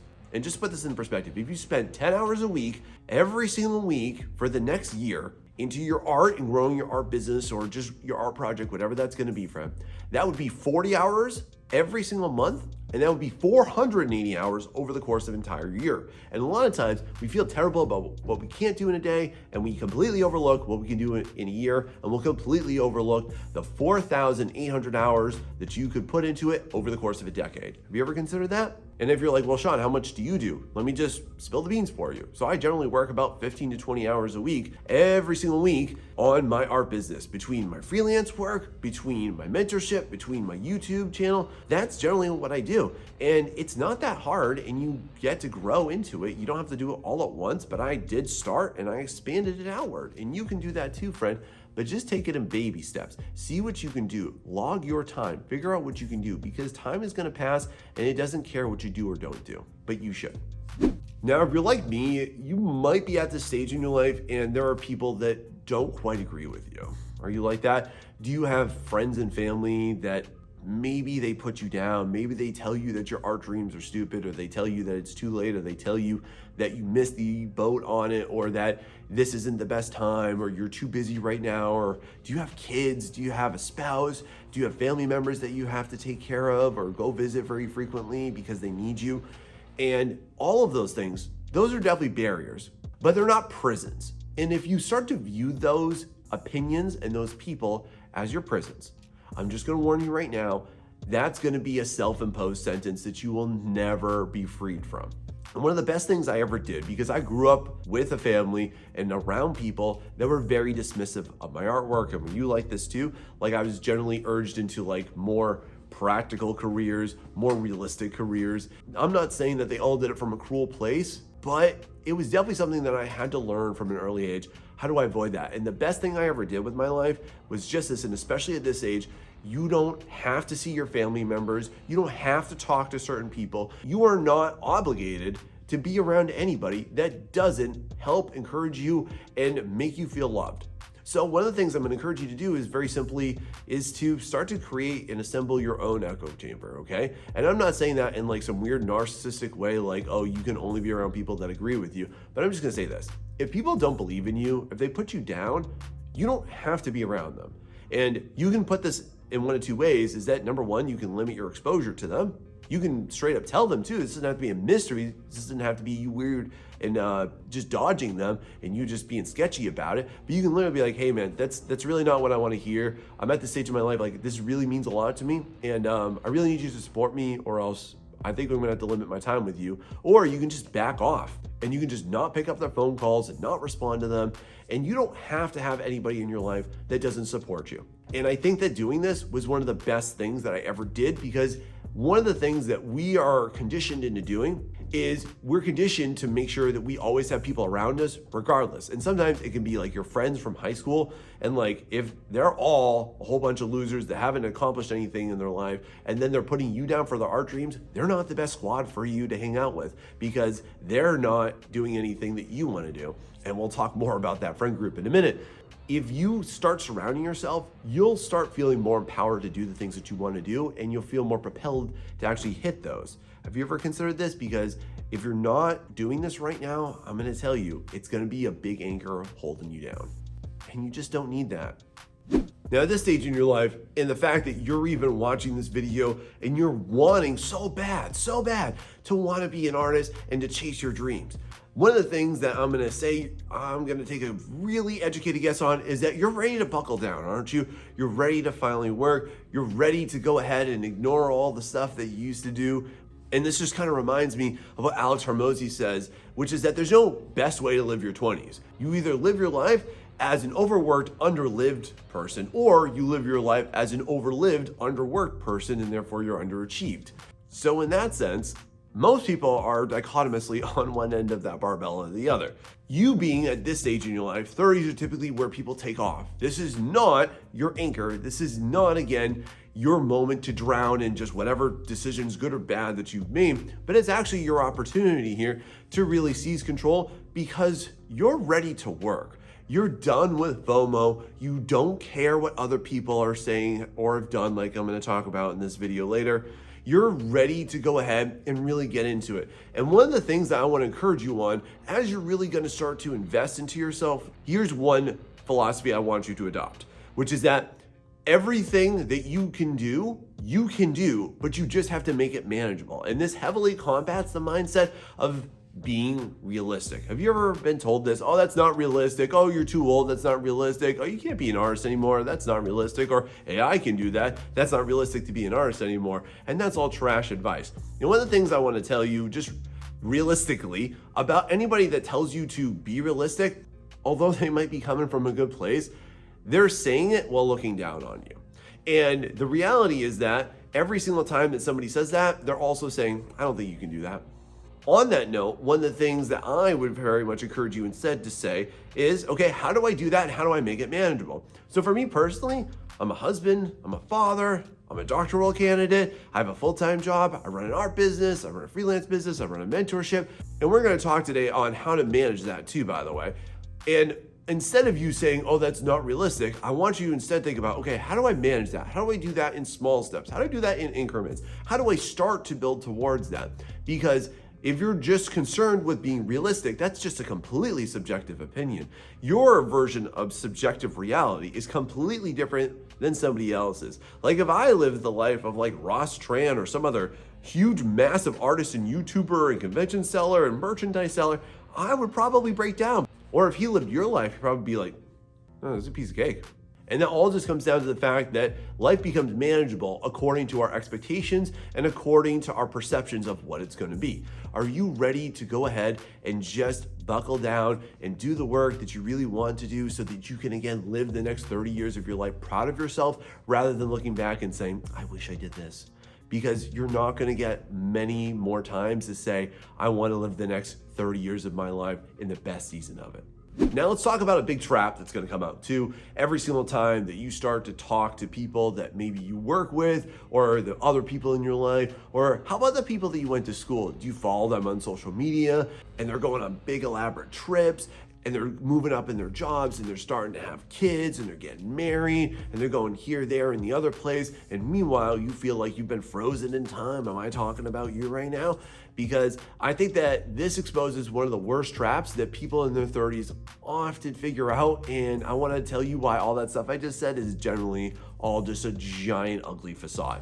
So a lot of times, artists in their 30s tend to get stuck in this comparison trap. And you're comparing yourself against your colleagues, against your friends, against your family, against the people that you went to high school with, against that jerk that you don't even like, or that girl that was always the pretty girl. She always got everything she wanted, right? And with that, you tend to get locked into this toxic cycle of you comparing yourself against somebody else.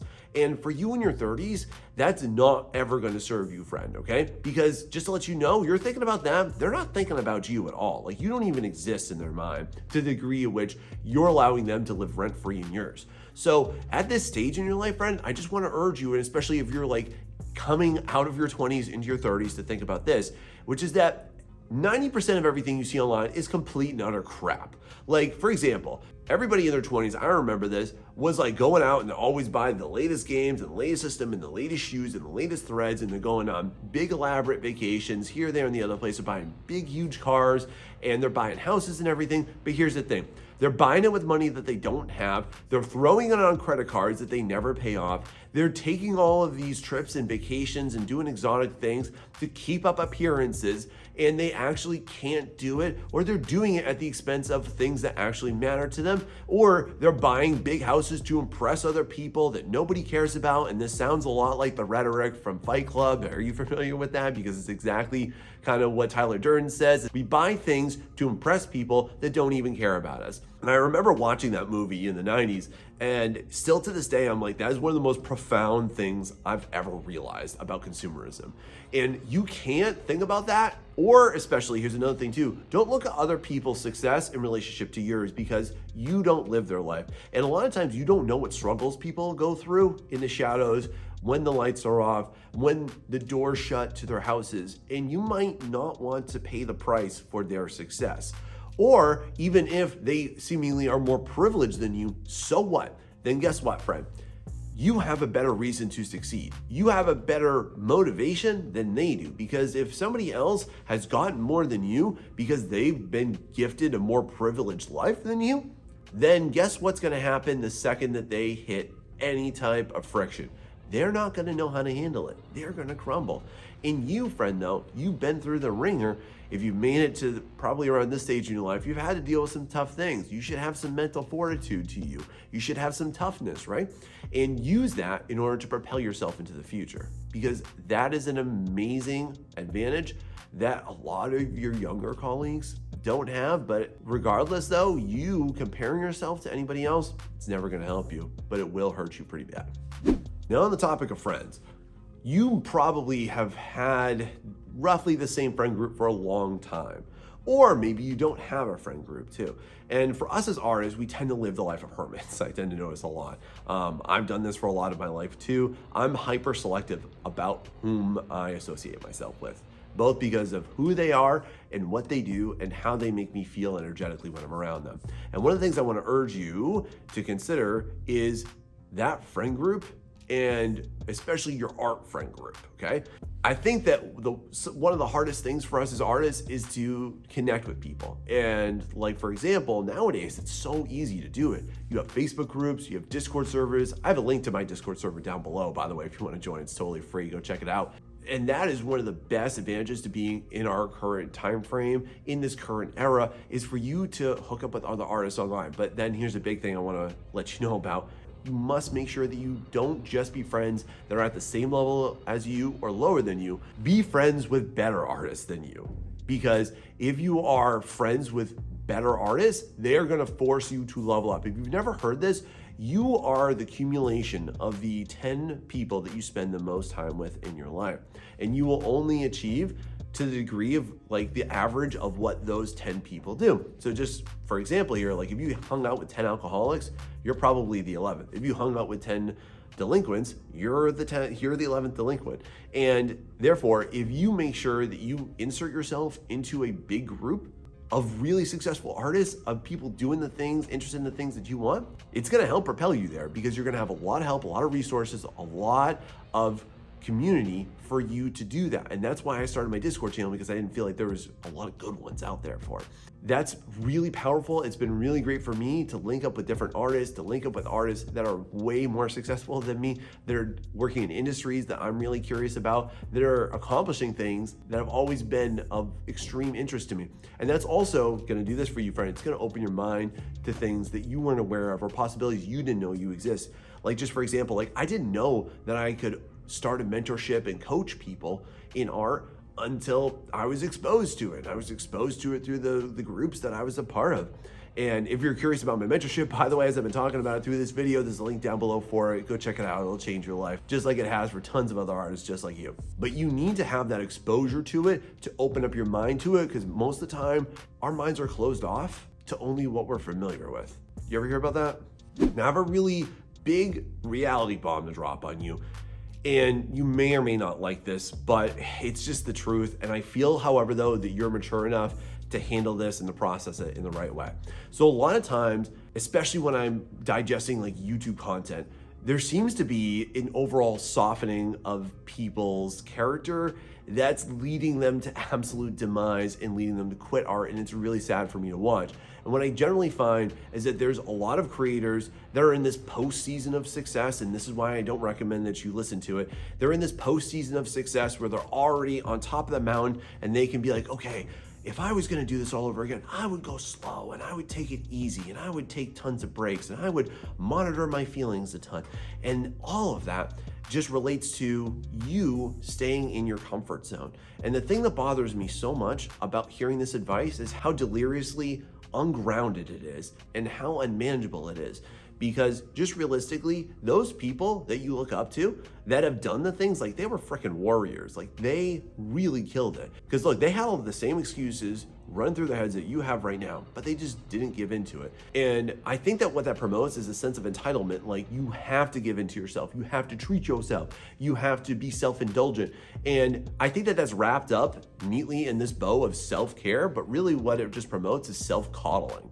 And for you, as a mature 30-plus-year-old, you need to realize this, is that success is a trade-off, okay? And a lot of times I see artists that struggle with trying to ascend to another level, trying to go to the next plane, trying to get to the next phase in their life, but they're not willing to do anything differently for it.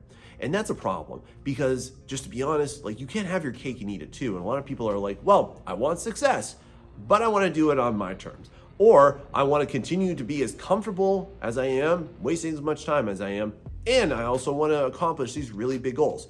And that's misaligned. You can't do that, friend. And as I'm like growing, as I'm improving my business, as I'm growing this channel and doing all the things that I want to do, I hope to never ever lose sight of this climb, this ascension, and this struggle. Because one of the things that you'll come to learn is that you will not grow whatsoever from a place of comfort. You will only grow when it gets tough. And this just reminds me of like Muhammad Ali used to do push-ups, and he was famously asked, is like, well, how many push-ups do you do? And he says, I don't count until it starts hurting. And that's because that's where the real work starts in your art, is when it gets tough, when it gets hard, when you get a little past your comfort zone, friend. And you can't have success on your terms, because therefore you only want the success that you currently have right now at the trade-off of what you could have in the future. You ever considered this? Now, can I tell you one of the most major advantages to being at this stage in your life that all the younger artists from you, they just don't have? Typically at this point in your life, you've lived a little bit, right? Like you have literally existed longer. And through doing that, you've experienced some things. You've experienced some highs, some lows, probably some tragedies, hopefully not too many traumas in your life too, but I mean, we all can't escape that, right? And you've also been exposed to certain things. You've been exposed to different parts of the world. You've been exposed to different sources. You've been exposed to things that your younger peers in art, they aren't familiar with.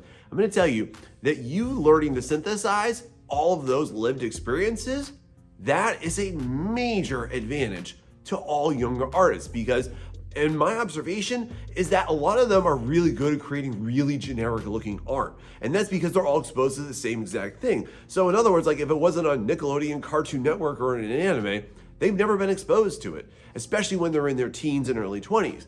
But very few ever go beyond that. Very few are ever exposed to things that aren't mainstream. And especially if they're exposed to mainstream things, they don't understand what the influences of that mainstream item were that made it so great and therefore mainstream. But for you as an experienced, more lived person, wiser person, you're exposed to more things. And one of the things I can think about with this too is that when I work with people in my mentorship, I generally will try and expose them to like different ways that different things work, or different animals. Like if they're designing creatures, I'm like, hey, have you ever heard of this? You ever heard of that? And they'll be like, no, I've never heard of that. What is that thing? Like, what is a pangolin? And I'm like, oh, cool, here it is.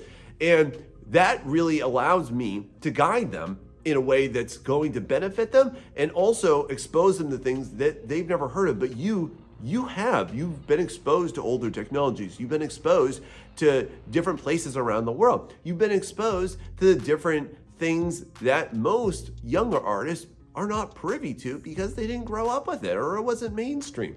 You can actually put your lived experiences into the narratives of your work. And that's a big thing too, because I mean, by the time you're like 25, like what have you done with your life? Not much, usually like nothing at that point. Or they've all lived the same exact life, done the same exact thing. You know, they live with their parents, they went to school and they got a job, and that's what everybody else does. So there's not too much unique there unless they actually live something unique and traumatic in between that allowed them to create a really compelling story. But for you as an older artist, you have that distinct advantage. So synthesize those experiences together into your artwork and see how you can use that in order to pull an audience, in order to get them interested in your webcomic, in order to get them more interested in your illustrations, because you know how to tell a narrative, you know how to pose the body, you know how to convey a story so that you can get people interested in your shop or to go sell at conventions. Like, you are familiar with these things and you can target different audiences in a way that younger artists don't always have the information to because they haven't lived enough. Have you ever considered that? It's a big advantage. Now, contrary to what a lot of people say, you don't have to go all in on your art. And what if you just started off as a side hustle? But how do you do that? Here's how I did it, and now you can too. Now, for the whole reason that you even want to do this, that you want to start that side hustle, you want to start to gain some income. But let's play a game here too. Have you ever thought about what would it be like if you failed miserably? Now imagine, what would your life be like in 5 years if everything that you wanted totally fell apart?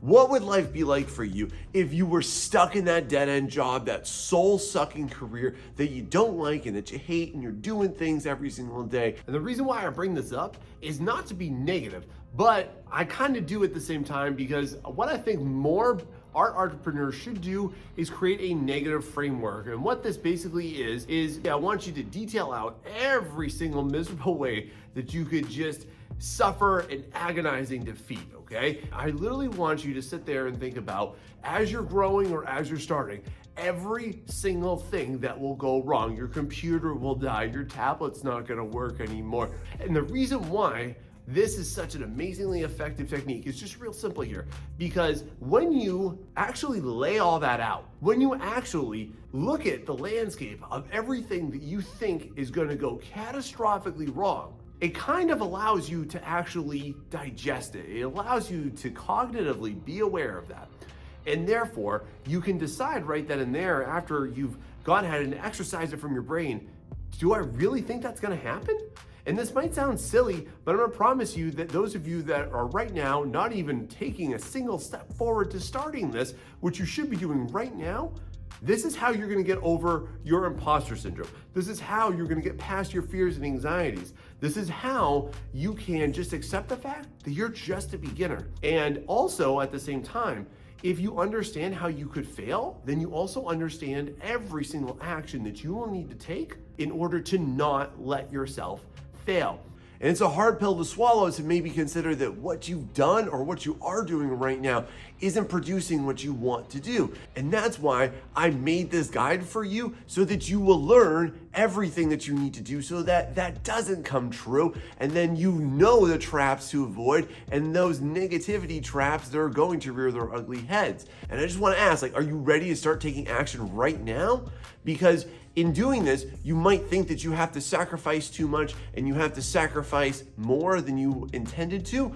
But from somebody that's done this and literally built this from the ground up, I can certainly tell you this, friend, the only thing you're going to sacrifice is a life that you never even wanted. Are you ready? Now, what's the worst practice that all artists try and come up with at the beginning that I guarantee will land you in total failure? And when you first start out, you're probably gonna get excited. You're probably gonna watch a bunch of videos where people tell you to do all these different things. You're gonna hear from other professionals that have all of these different businesses running, and they're like doing this and that, and they got a Patreon, and they have a sticker shop, and then they also sell at conventions, and they do freelance work. And naturally, that's when you're gonna have this bright idea, and you're gonna be like, wow, man, if I could have 5 art businesses, I'd have 5 times the income. Passive income, business buzzwords. Wrong. That is a terrible idea. You will totally flop since you have absolutely nothing going for you right now. And that is what I want to warn you against. And instead, let's move into this version.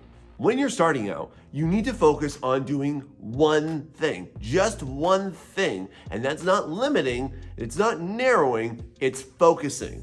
And just to give you an example here, let's go through this exercise. When you think of Mitsubishi, what do you think of? You think of cars, right? Oh, but wait a minute. You didn't think of electric generators? And you also didn't think of small engines for lawnmowers, did you? Heck no. All right, let's try it again. When you hear Coach, what do you think of? You probably thought of purses, right? But you didn't think of backpacks, you didn't think of shoes, and you didn't think of day planners either, did you? How about Rolex? What do you think about with Rolex? You think of watches. And when you think about your favorite artists, think about what they do, what they're most well known for. That's my point that I want to drive home to you. You cannot ever build a great sustainable art business that's going to be lucrative and that's going to bring you success when you are trying to be some type of art business polygamist and spread your love too thin, because inevitably it's not going to work out for you. And then you also might have been romanced by this idea of, oh, well, if I have more ideas and more income, then I have more opportunities. But let me give you this informed perspective, because I talk to freelancers all the time. And freelancers typically are horribly confused on whatever they want to do. And they're going to be like, well, I have all of these different styles I want to do, and I have all of these different genres I want to do. I have like 4 or 5 different things that I just love to do, Sean. How can you narrow me down? And here's what I want to propose to you instead, friend. Do you want to fail 5 times, or do you want to succeed once? And listen, that's not permanent. You're not ball and chain to that idea, because later in this video, I'm going to show you how you need to expand, but y'all need to just start with one thing. So what's your one thing? Now, when you're starting your business too, you naturally started with a dream, and it was a big dream, and we love to dream, don't you? However, though, I want to let you know how your dreams have also conditioned you to learn how to fail and be okay with it. Because just to be real with you, a dream without a plan is just a recipe for disaster. Now, when you're concocting your plan right there, here are the essential components with it. It needs to have a time frame, it needs to have milestones, and this is a big one, needs to be totally focused on specific actions that only you can take. So let me give you 2 examples, a positive and a negative. Let's say in the first one here, here's a great version of a goal. So by the end of 2024, I want to finish my 28-page first edition of my comic. That's a great goal. It has a very specific time frame, has very specific milestones with it, and also is solely focused on things that only I can do. So then, what do you do from there? That's a big, huge goal, right? So this is also where people totally collapse, because if you've never heard this before, your brain cannot handle these big, huge goals. So therefore, engage in what I like to do, which is called task vomit, in which case what you're gonna do is you're gonna itemize every single thing that you are gonna have to do in order to hit that goal. And you can just go ahead and do it in one of 2 ways. You can either put it as like a mind map, you put them on sticky notes if you're like a type B person. If you're a type A person, just go ahead and just write them all out, little check boxes in like a Google Doc or something, and then check them off as you go. And here's how I would specifically look at this. I would look at it, what can I do first off today? What can I do right now? Can I go gather resources? Can I gather references? Can I get ideas for what I want it to look like? Can I go ahead and make some templates for what I want my pages to be like? Then I would go ahead and look at, what do I need to do this week in the next 7 days? So do I need to go ahead and complete all my references, complete all my templates, gather everything I need to do, and then sketch out the first couple pages? And then I would look at, what do I need to do in the next month? So I need to go ahead and I need to sketch out 8 pages. And then you just continue that with all tasks until you are completely done with it. And then you make sure you hold yourself accountable and you actually do the thing, but make sure you're using really concise language just to make it simple for yourself and your brain. Now, let me give you a really terrible example. And I'm gonna be very honest with you, I've done this before. You might be thinking, I wanna monetize my YouTube channel. I've said that gem before. Terrible idea. This is a bad goal. Here's why. It's not precise, it's not specific, and it's not saying anything that you can actually control in there. There are so many extraneous variables that are completely outside your locus of control, and therefore you're gonna feel like a failure if you don't actually monetize your channel by X amount of days. And how long is that gonna take you? Is it gonna take a day, a month, a year? Is it gonna take you 5 years? Here's a better way to do that, and I guarantee you'll actually hit that goal if you do it like this. If your goal instead was, I want to post YouTube content once a week consistently for an entire year, and I'm going to improve one thing in every single video I make. By the way, that's exactly what I did to get to where I currently am right now. And if I can do it, you can do it too. And on that note too, I just want to let you know this, that if your plan for your art business doesn't span 2 to 5 years, your dream and your goals just aren't that big enough. So don't just limit yourself to only what do I need to get done in the next month or even in the next year. Be more expansive, because unless you plan on going anywhere, I think that you've got a lot of room to grow and dream, don't you? Doesn't that sound so much better? Now, the next most important thing you're gonna have to do if you really wanna make it in this and you wanna be a total success is make sure you hit that like and subscribe button, y'all, because you're never gonna hear more authentic resources and more actionable content than right here. And if this is helping you, please make sure you share it with somebody that you know and love. And hey, look, maybe you've been trying this for a while and you know this stuff already, but you just can't implement it. And that's where my one-on-one art mentorship comes into play. Listen, this is not a course, it's not a class, it's me and you working one-on-one to accomplish the things that you wanna do at the pace you wanna do it. I've helped people just like you totally supercharge their art business and be able to achieve everything that they didn't think they'd be able to do for years in a matter of months. And if that sounds like you, then go ahead and check out the link in my description, fill out the form, and I'll reach out to you soon. And as you're starting, make sure you're aware of this too. Now, can I give you some fresh squeezed honesty this morning? And I just want to let you know this, and this comes from my heart because I've been there too and I've fought against this reality, but here's what it is, friend, is that what you're doing right now and what you have done is not enough. Because otherwise you wouldn't be watching this, would you? And listen, I'm not saying you're not trying. I'm not saying that you're not being hard on yourself already. I'm not saying that you are not spending time doing the things that you want. The honest reality is that your current results are the product of your current efforts, and you cannot blame anything else other than that. And one of the main things that I see as a problem for a lot of new art entrepreneurs in starting their businesses and building side hustles and into something greater and expanding is that they don't treat their business like it's a business. And if you want to succeed, you have to treat your business as such and not a hobby. This is not something that you do just when you feel like it. This is not something you do on a whim. This is not something that you are going to stick with for just a short period of time, nor is it something that you are only going to do when you just feel like it. And on that note, don't get caught up in the emotions that are going to come to you when you're building your business, because you're going to feel everything. You're going to feel depressed. You're going to feel anxious. You're going to feel despair. You're going to feel doubt. And listen, everything will just come spilling out as you're growing and as you're starting from absolutely nothing, just like I did.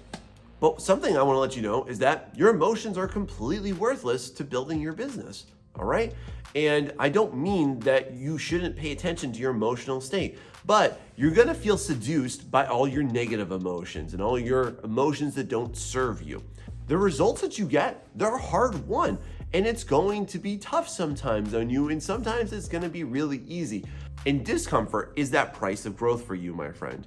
If you're not feeling discomfort, then I'm just going to be honest with you, you're probably not doing enough, and you're definitely not growing enough as you could, as I believe that you do have the potential to. And let me just be perfectly clear with you. When you're building your business and when you're trying to do everything that you need to do and all the tasks you're going to have to do, it will suck at times. It will totally suck. I'm not going to sugarcoat that whatsoever. But let me offer you it another way. Does that sucking right then and there in that moment and doing those things suck more or less than the thought of you completely not living up to your potential? Which one sucks more? Because I'm not gonna lie, even though I've got a lot of good things going for my business, there are some things I really don't like. I really don't like having to send loads of emails. I answer every single YouTube comment that comes to me. Editing videos takes an enormous amount of time. Planning my content also takes a lot of time too. Shooting that content takes time. And staying on schedule with all of my freelance work. And all of that, just gonna be real, like if I look at it as just a list, it sucks. But It sucks a whole lot less than watching my business and watching my potential and watching my future totally burn to the ground. And the number one thing that I want to urge you to do is to just constantly take action. Even if it's not the right action, even if it's a flawed action, it's still moving the needle forward and you're still getting something that you can learn from it. And we'll talk more about that later on in the video. But y'all, you really have to just cross this dividing line. Do you want to be a media consumer or a media creator? And once you pick a lane there, that's what's going to propel you forward to success that you want. Can you do that? For this next tip, I want to start off by asking you, why do artists have the most toxic relationship with time? And why is this what I identify to be one of the biggest reasons that more artists don't make it with their business? Now let's envision this together, y'all. What if you had 104 extra days throughout the year to build your business, to work on your art, to improve everything that you're doing? What if you had 104 days that you could just wholly focus on everything you need to do? Well, the good news is that that's how many days in just weekends alone that you have in an entire calendar year. And what that accumulates into is roughly 2,500 hours. And that's not even counting the time that you get off your 9-to-5 job as well. So let me ask you this. Why are you saying to yourself that you have no time, that you have absolutely no ability to do the things that you want to do, or you're feeling like you're too pressed to do the things that you actually do want to accomplish? Now, obviously, you got to take time for basic survival. Obviously, you have to take time for your appointments and all that. But I want you to just consider how much time you're pouring into those things. Things that you hate, things that will not allow you to grow, things that will make someone else richer, and things too that are going to help you accomplish somebody else's dream and not your own. And then too, how sacred do you treat the time in doing those things that you absolutely can't stand? For going to work, for doing chores, from making it to appointments, from just doing the tasks of daily living, the things that you hate and you don't actually want to do, and the things that don't bring you fulfillment. You will treat that with so much more severity in making sure that you're on time and that those things are accomplished, and you will not settle for it. But then somehow, when it comes time for you to be released from that, you can't muster up the energy and time to actually do something that's going to be amazing for you. And this is something that's actually taught to us. So it's something that we have to unteach ourselves, because literally we are taught from a young age to be in servitude to other people. And you need to break free of that cycle and learn that you can't take those tasks, those servitude tasks, with more seriousness than your own goals. And so I just want to say this with absolute love, because I've had to wrestle against this too. And if you want to do anything with your life and your art goals, then this is one thing you have to realize, is that you do not have a shortage on time, but what you actually have is a shortage on caring about how you're doing that. And every single time that you say to yourself, I don't have time, there's two things you need to consider if you're not being successful with your business, which is that number one, how are you using that time? Because if you're not using that time with focus and attention, it's not effective. And number two, do I have to use more time? And I guarantee you, one of those two is exactly what you need. Some of y'all might say that you're drawing for 6 hours a day, but it's 6 hours of distracted drawing while you're watching TV and answering your phone and also chatting on Discord. That's not focused. And then some of you just need a better metric for actually committing to your goals and evaluating them properly. So for example, I talk to freelancers all the time and they're like, Sean, this whole freelance thing didn't work for me. I totally sucked at it and I totally burned out from it. I'm like, okay, cool. So what did you do? And they're like, well, I posted on Reddit a couple times, just like for 2 weeks. Or, oh, well, I post once this month, couple times that month here, look for clients like, I don't know, once every 3 weeks. Or if you're building a YouTube channel, they just like expect this explosion within days or months. And the issue comes down to, usually when you're focusing on your time, is that you just honestly have piss poor metrics for actually measuring what is an effective system for measuring your own success.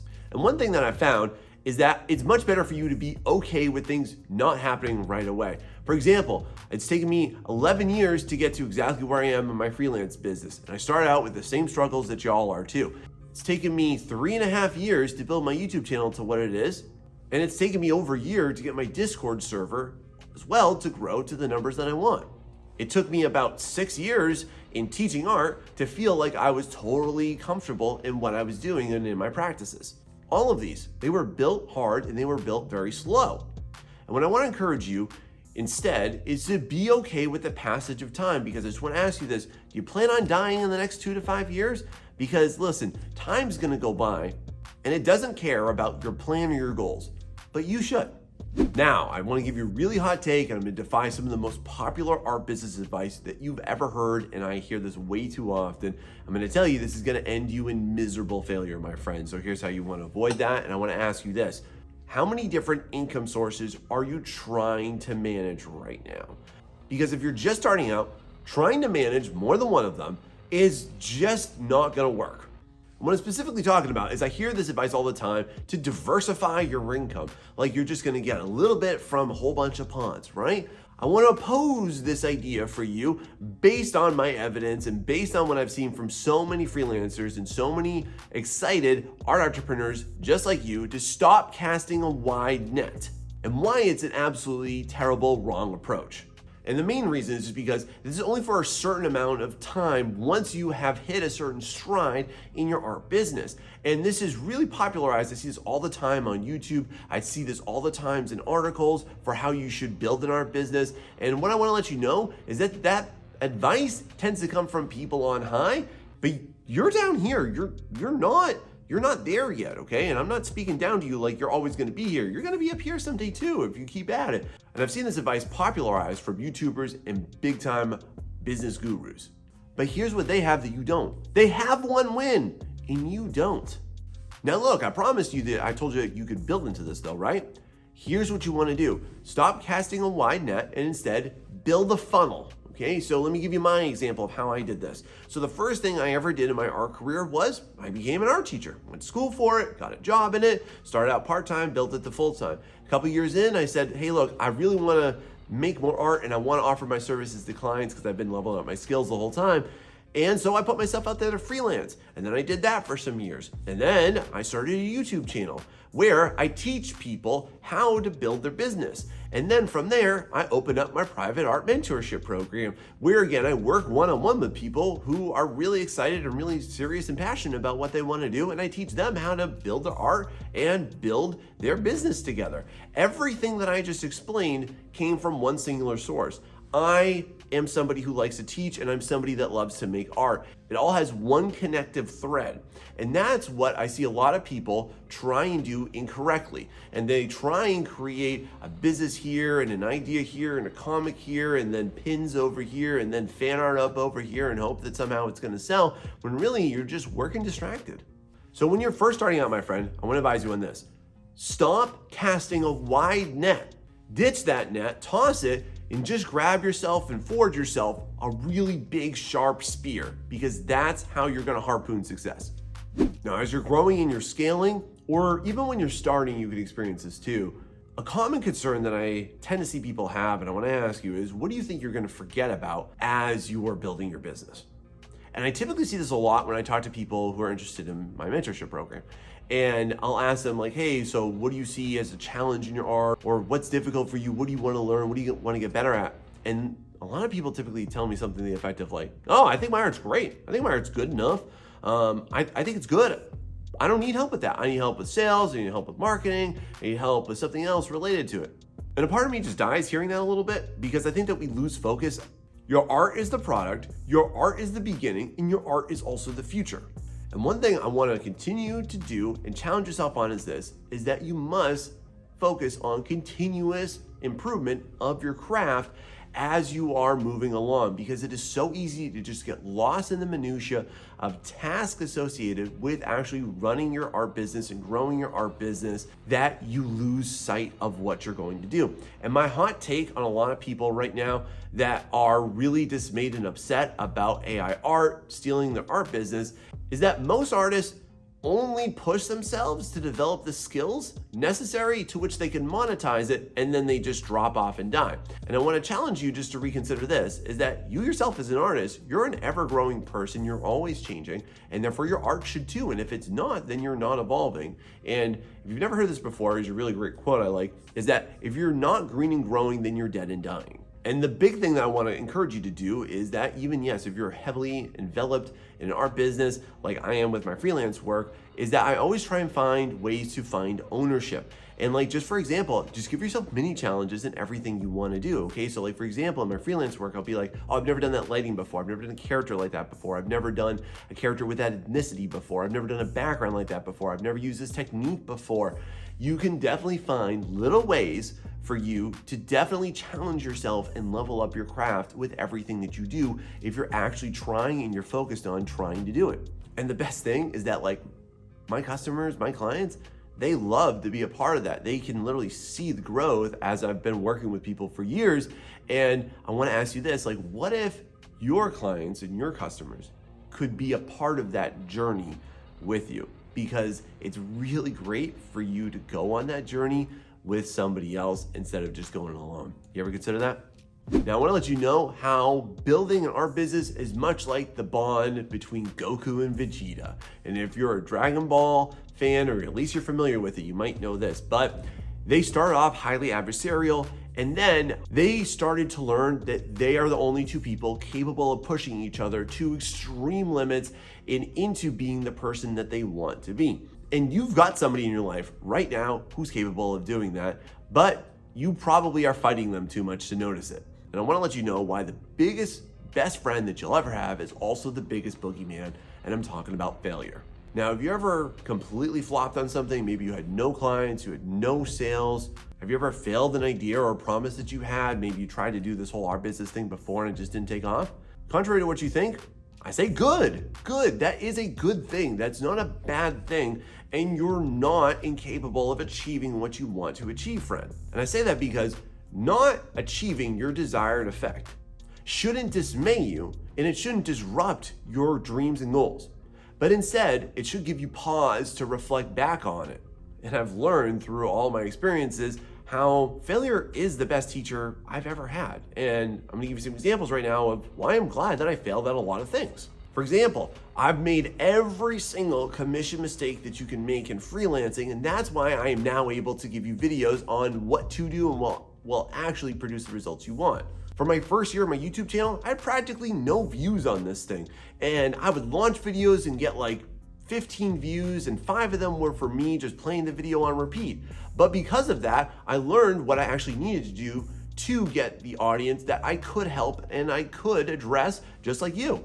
I've had clients tell me no. I've had clients reject my pitch. I've had clients tell me that my art isn't good enough. But thanks to all that, I learned how to talk to them. I learned how to have a good negotiation strategy, and I learned what practices work best and what don't. And I learned what I need to improve in my art. In my personal life too, I was rejected by girls all throughout high school, okay? But then from that, I also kind of learned like why it's better to wait for the right one. I also completely failed at social media growth. You'll not find any of my social media platforms have a lot of people. The best news about that is that I can definitely teach you on how to do it without social media as well. And the issue with the opposite of this is that success is definitely what you want, right? However though, it's intoxicating, it's addicting, but it's also completely blinding, and it teaches you nothing. Now, failure, on the other hand, it gives you room for expansion. It gives you room for pause. It gives you room to pivot and reconsider. So I want to advise you on as this friend is to fail often, fail fast, fail hard, but then use that knowledge to pivot into better practices, into greener pastures. And learn how you can and need to befriend failure in order to make this happen for you. Because if you don't expect failure, you can expect to fail. Now, as you're growing your business and you're taking your time as outlined in this video, I want to let you know that you are going to have absolutely no shortage of amazing reasons why you absolutely won't make it, and why you should give up, and why you should stop, and why you should slow down, or why you should pause. And I want to let you know right now that complacency is the sweetest little temptress that will always lull you into oblivion. And one thing that no art business owner expects is how inevitable it is that every single doubt, fear, anxiety, and reason that you have to quit is going to be unearthed. And not many people talk about this, but I want to share this with you because I've learned it, is that your business will only grow to the extent in which you have grown as a person. And this is typically when we start to get wrapped up in What reasons and doubts and anxieties do you have to not proceed forward, to not start, or to not grow, or to not continue? And you're going to be like, well, I have imposter syndrome. What do I do about it? You know what? You're right. You are an imposter because you haven't done anything yet and you haven't achieved what you want to. So therefore you perceive yourself as an imposter. Are you doubtful of it? That's true too, because honestly, that's natural that you should feel that way because you haven't done anything to make yourself confident in the fact that you are actually capable of it.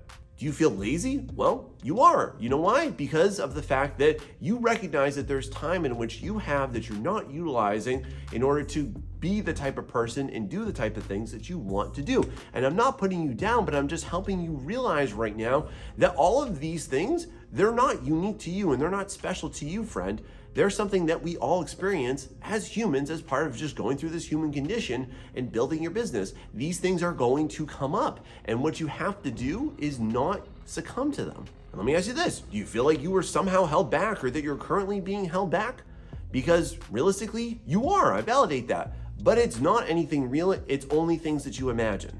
And this just brings up the big reason that you actually have to quit and what actually is the genesis of that. And your biggest adversary in building an art business is resistance and avoidant behavior. And let me just prove this to you. You know exactly what you have to do. It's not a secret. If I said to you, you were guaranteed to have $1 million in the next 10 years, what would you do? And you would outline every single step. But the issue is that you're not doing it because you're being seduced by everything else that you're doing and avoiding your task for. And this just jumps into the fact that you also need to avoid thinking the way or imagining that there is actually a physical blockade to your success or doing the things that you need to do. And what I want to advise you with, you have to learn how to learn with yourself, not against yourself. Because I want to clarify with you, there's nothing holding you back that you are not in control of. Doesn't matter what race you are, doesn't matter what socioeconomic class you are, doesn't matter about your education level or lack thereof one, doesn't matter what your mental health state is, doesn't matter what your diagnosis is. And I say all that with complete confidence because I guarantee you that somewhere in the world right now, there are a multitude of people struggling with a worse version of what you're going through, with worse circumstances than what you are currently experiencing, who started there and were able to rise out of it. So therefore, the only thing that's keeping you held back is you and your perception and the care in which you put into defending those. And I've had to go through this too. And I had to break myself out of this victim mentality that because I wasn't born rich and I never got the best art teachers and I never got the best art education and I didn't have access to resources that would allow me to propel myself to the future, like when I watch like Ross Tran or something like that. But that doesn't matter. That's what I learned. And I want to impart that to you too, friends, so that you can do it too. Honestly, nobody cares. And you need to hear that. Your business doesn't care, your customers doesn't care, your artwork doesn't care. The only person that cares is you. And therefore I want to ask, why should you care? Look, all of those things I said, they're real. You got a diagnosis, you got ADHD, you're missing limbs, you're in extreme poverty. All of that is real. I validate that. So you can't work against it, you gotta work with it, because the worst prisons you'll ever construct are the ones that you construct in your mind, where you're gonna give yourself rules and yourself restrictions and set the limits on what you think you can or can't do. So the main culprit of your creativity and of your future is always going to be this enemy of resistance. And to overcome resistance, you gotta do this. You have to identify your imagined limits. You must recognize what those triggers are that make you think that way, and also maybe who in your life is promoting that. And then move away from those avoidant behaviors that are taking you away from the future that you want and you deserve. And the thing I've learned that you must succeed in if you actually want to succeed in your art business is that your art business will never outgrow your personal development. And everything that you're going through right now, every single extreme circumstance, every single reason you have to fail or stop and not continue, could and should be your reason to succeed if you just shift your perspective. Have you ever considered that? And so for all my art friends that are in their later seasons of life, somewhere in the neighborhood of 30 to 50, is this you? Well, if I was you, because I am you, here's how you can be a major success at any age. Now let's tackle a big elephant in the room, which is the fact that you're definitely older than some of the other artists that you know, right? And you might be thinking to yourself that that's a huge detriment, but I want to flip that entire paradigm on its head right now. So you're probably aware of the fact that there's a lot of research, there's a lot of statistics that show that if you start something earlier in life when you're younger, and then you proceed proceed forward with it, then you're supposed to be able to just catapult yourself ahead of everybody. However, though, with art, that's not always necessarily the case. And this introduces a concept that I've kind of thought about a lot. And that's the fact that you are entering this in a later season of your life, and therefore you're entering this with a more mature brain. And you're able to process things better, and you're able to hone in better, and you're able to also combat a lot of the things that we're going to talk about in this video. Like, just for example, like, you should have worked yourself out of this phase of life where you're focused on like FOMO and YOLO, and you're doing all these things that don't necessarily contribute to what you want to do, friend. So the fact that you're an older artist does not mean that you're an inferior artist. It can actually bring you a lot of really great distinct advantages because you are ready to buckle down, you're ready to invest into yourself, and you know what you want to do, and you're not trying to please social media and please a whole bunch of people that don't mean anything in your life, right? And we're going to talk about in this video too, how do you channel all of those different experiences that you've lived up to this point, and why that will give you great distinct advantages over all the younger artists trying to do this too. And just to give you a more recent example of this, like, check out how PewDiePie was able to make great gains in his artwork in just a little bit of time. And you can do that too. And there's a reason why, many reasons why, you're going to be able to make it in whatever field you want to go into. And so while it seems like everybody is really obsessed with you starting younger is the best way to go about it, we're going to question that today, and help you with that, I want to just litter you with so much actionable advice that you're going to be able to blast ahead of everybody. And if you're ready for that, buckle up, because here we go. Now, we really have to rip off a band-aid on this one, because I bet that once you have this great idea and you're gonna invest into your art, and this is gonna be your year for it, and you're finally gonna start to do this, right? One of the first things I bet you're gonna do is you're gonna tell somebody about it. And I think that this all just kind of relates to probably one of the worst things that you could ever do, which is to just go ahead and blab your way around to everybody that you know. So here's what I want you to do. Don't tell too many people. In fact, I want you to ultra limit that number down to no more than 2 to 3 people in your entire life, okay? But I'm gonna give you another caveat on that note too. It's not good for you to go ahead and tell somebody when you have an idea. Don't tell anybody about it at the beginning. Don't tell those 2 to 3 people until you have put in 90 days of work into trying to figure out what you actually have to do. Because just in case you've never heard this, my friend, your ideas are worthless, okay? You'll find no shortage of people with great ideas and get-rich-quick ideas that are totally broke, and you'll find no shortage of people with great ideas that don't act upon them. So that just proves the fact that action needs to come first, and we'll talk about that in a little bit. But really invest into the steps that I'm gonna outline for you coming up in a minute, as far as what do you have to do, and then tell them about it. Because one of the worst mistakes that you'll probably make is that you'll tell all your friends, tell all your family, and you'll be like, yeah, I got this great idea. I'm finally gonna make this our YouTube channel, or I'm finally gonna start my comic. It's happening. And then you won't do it. And listen, let's just say that you don't have a spouse, you don't have kids, you don't talk to your parents, you don't have a lot of friends, okay? Then just shut up and tell nobody, and I'll talk to you why that's a really powerful tool in your tool belt coming up soon, my friend. And what this instead will do is refocus you into moving your hand and not your mouth. How's that sound? Can you do that? Or who would you want to tell? And just as a personal example, I did not tell my wife I wanted to start an art YouTube channel until I created my channel, until I made a banner for it, until I came up with my concepts, until I came up with my video ideas for it. Then I told her, and it made that conversation a lot easier for her. See how that works? Now, you've got amazing ambitions, right?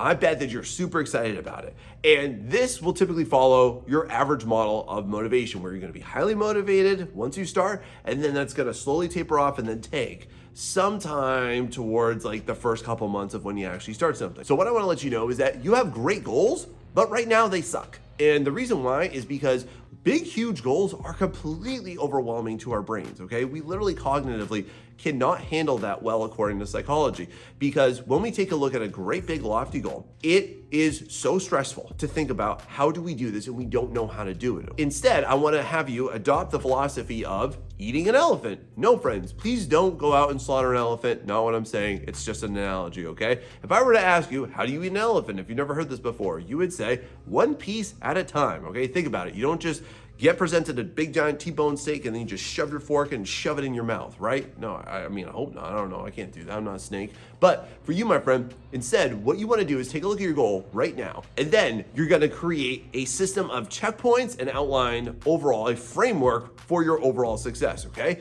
And with that, you just want to think about it like this. Let's say that you want to go ahead and create a comic. You want to create a checkpoint for every major and minor milestone on there, because a lot of times what you'll be like is, okay, I want to create my first chapter. That's too big. You need to break that down more. Again, major and minor things, sketching all the pages, outlining the story, creating the concept art for the characters, doing the lines for each page individually, then going through and doing all the shading. Create a separate checkpoint, literally like page 1, 2, 3, 4, 5, whatever it is, okay? Let's say that you wanted to go ahead and create your portfolio to submit and be hired by Blizzard, okay? What are your portfolio pieces? Okay, what do you have to do for that? Come up with a really great systematic list of everything that you must accomplish on there, and then subdivide it out too. You can't create a goal that you can't take action on today. And I'm gonna talk to you in a minute on why you need to focus on that and how to do that more effectively than what you're doing it right now. And what this will do is it will allow you to decompartmentalize everything that you're doing and just say, that's what I can start to work on in the next 5 minutes, and so that you don't sit there and go, not today. Another big reason that this is so successful is that it creates a motivation factor for you, because when you can actually look back at that and say, wow, I did all this, that's amazing, you'll feel good about yourself. And listen, if you're the type of person that does not like to create lists, let me just reframe this for you. Don't call it a list, okay? Instead, call it a mission, call it a quest, call it an adventure. I don't care what you call it, but a lot of times you can trick yourself into really liking it based on the terminology that you give to it and the power that you ascribe to the word. So for me, for example, like when I used to create lists at my job when I was younger, I did not call them a to-do list, because we hate that usually, right? The faster you associate what you're doing with work, the less you're gonna wanna do it. So instead I used to call them my quests. I literally had like a little notebook and it said the quest book on the front of it, because I felt like I was like an RPG adventurer. So I'm wondering, what type of checkpoints do you need to create, and have you done this before? And let me just tell you in a minute why that probably didn't work out for you and how to tackle it better. All right, I'm gonna talk to every bird out there right now, everybody from your morning doves to your night owls, and why you probably think that you need to wait for the right time. And my friend, the thing I wanna let you know right now is that if you're waiting for the right time already passed, okay? A lot of times when I talk to artists, they'll be like, well, Sean, I'm most optimal between this time frame to this time frame, or, I'm best in order to work in the morning, but I have to go to work. Or are you the type of person that like does best right after work, like in that like 3 to 7 p.m. zone, and you're like, but I got kids. And again, now we're gonna go back to that again. You're gonna blame your kids for why you're not doing the things that you are, instead of using them to compel you to do the things that you should be doing. So the thing I wanna let you know, friend, is that this is not hard, but it's just conditioning. And the reason that you think that is literally just conditioning. Yes, there are definitely, just to put it out there are peak times in your day where you are gonna do the best. But for those of us that have obligations, and for those of us that work a job, it's pretty impossible to hit all of those unless you do this. Train for your optimization. So don't instead fall into the trap of whining about why you can't do it here, or you can't do it there, or like your peak hours are from this. I mean, you're not a business. I don't understand like why you think that you've got open to close hours. Instead, just look at, when do you have time? Like the most convenient time for you is the best time to do it for you. Just to give you some personal examples for you right here, I used to go ahead and wake up at 4 o'clock in the morning, get ready for work, get dressed, then I'd sit down and I would draw or work on my commissions for the first like hour and a half, and then I would go to work, okay? I also have done it in the reverse of, I would go ahead, and this is typically what I do nowadays is, I like kiss my kids, so they go to bed, and then my wife goes to bed a little bit later, and then I just sit down. That's like my me time, it's my therapy time in a lot of ways too, it's my de-stress time. And so I could literally sit down and be like, well, you know what, I'm best between, 10 and 2 or whatever, but instead, y'all, that is not actually true. It's just your conditioning. And for everybody out here that's like, oh, well, I'm a night owl, so I can't work in the morning. Okay, here's all you need to do. Just go ahead and stay up until your ridiculous night owl time, and then go ahead, wake up early, and then you'll be ridiculously exhausted the next day, and then go to bed early, and then all of a sudden, if you do that for a week, you will become whatever you want to be, and you'll be a morning dove. A big thing too on this is look for your pockets. You can do this on your lunch breaks too, okay? Look for the time that is most convenient for you, that is an available pocket of time for you to do this. You cannot and should not be able to only work at peak optimal times. Y'all, you do not have to think about yourself as you are programmed in order to do one thing and not another. We're not robots. Instead, look at your availability when you have time for it and evolve that into your habit. Now, taking a look at that list that we made earlier, one of the worst reasons that people don't get it done is because they look at the totality of that list, okay?